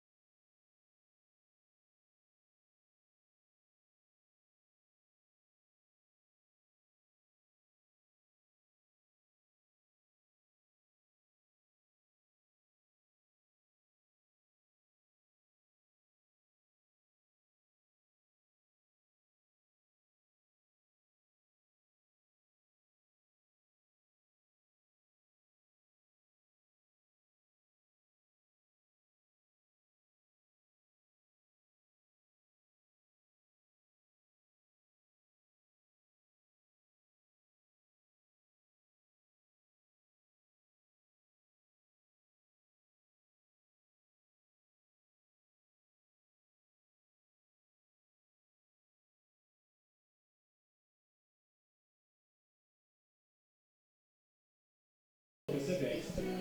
Now in right field, number 3, Kamale Patoy. Welcome back to Bill Simone Field as we head to the 7th inning.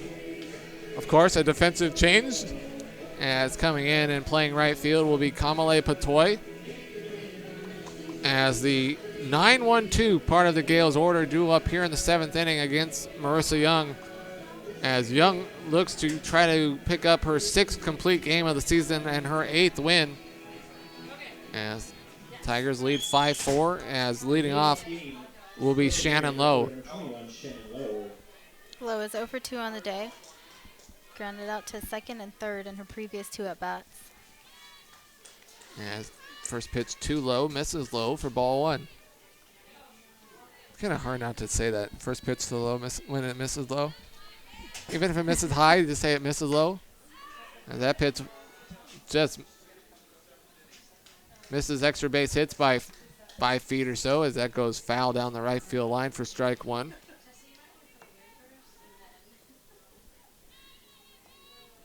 Gales got a 3-run home run from Sparacino in the 5th. And then an RBI by Mamazuka in the 6th to cut the lead down to 1. As that is grounded to no one other than Gustafson. And she makes the throw to first in time for out number 1. So lots of ground balls hit to third. And another one there as now back to the top of the order and Haley Sparacino.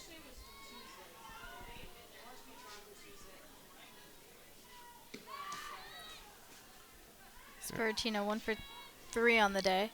She had the 3-run home run back in the 5th inning. Yeah. Yep. At bat before that, she hit a ball to the warning track in center that was caught in that flare. And a nice catch there by Habib on the move. So going a long way up the middle, Habib makes the catch for out number 2. And so the Tigers now 1 out away from the win. As that'll bring up Erica Musgrave. Musgrave 0 for 2 on the day. Struck out in her last at bat. She reached on a hit by pitch in the 1st inning. As first pitch swinging, that ball is grounded foul down the third base line. You know, we talked about in the first game there wasn't a lot of ground outs to third like the first game we did, but the ground outs to third here, at least against Marissa Young, have been quite a few. Yeah, definitely adding up here. And that pitch is fouled off out of play, and making the catch is Steinmel for the final out. So a nice job there by Steinmel. After a great game at the plate, Steinmel a double, a 3-run home run to make it a 5-0 game, and then Steinmel with the catch in foul territory for the final out. So the Tigers, after losing game 1, 7-6, come back for the 5-4 win here in game 2, as Marissa Young will pick up her 8th win of the season with her 6th complete game, while Caitlin Witt will get the loss and fall to 3-9. So Tigers and the Gales split the doubleheader here today, and Amita, saw some good softball today. Yes, we did. Entertaining 2 games. Seeing some things that we've never seen before. Left a couple of question marks in our heads, trying to figure out what happened. And while it's always fun if the home team can win both games in blowout fashion, it's also competitive, close games in doubt to the final at bat, and that's what we saw here today. And so I'm glad I was able to convince you to join us here for 2 games, your final softball games before you graduate tomorrow. So have fun at graduation tomorrow. Thank you. So for Corey Crawley, who's long since left, Kyle Rogers, who did the producing here today, my partner Amita Patel, I am Paul Meisen. Glad you could join us for the 2 games today. Tigers and Gales will wrap up the season tomorrow morning at 10 a.m. If you can make it, head on over. Make sure you head out early. Lots of stuff going on here on campus with graduation tomorrow, and traffic limited, or parking I should say, will be limited. And if you can't join us here, join us online. We'll be calling the action on PacificTigers.com. So once again, the Tigers win game 2 by the score of 5-4. This was Pacific Softball on the W.TV.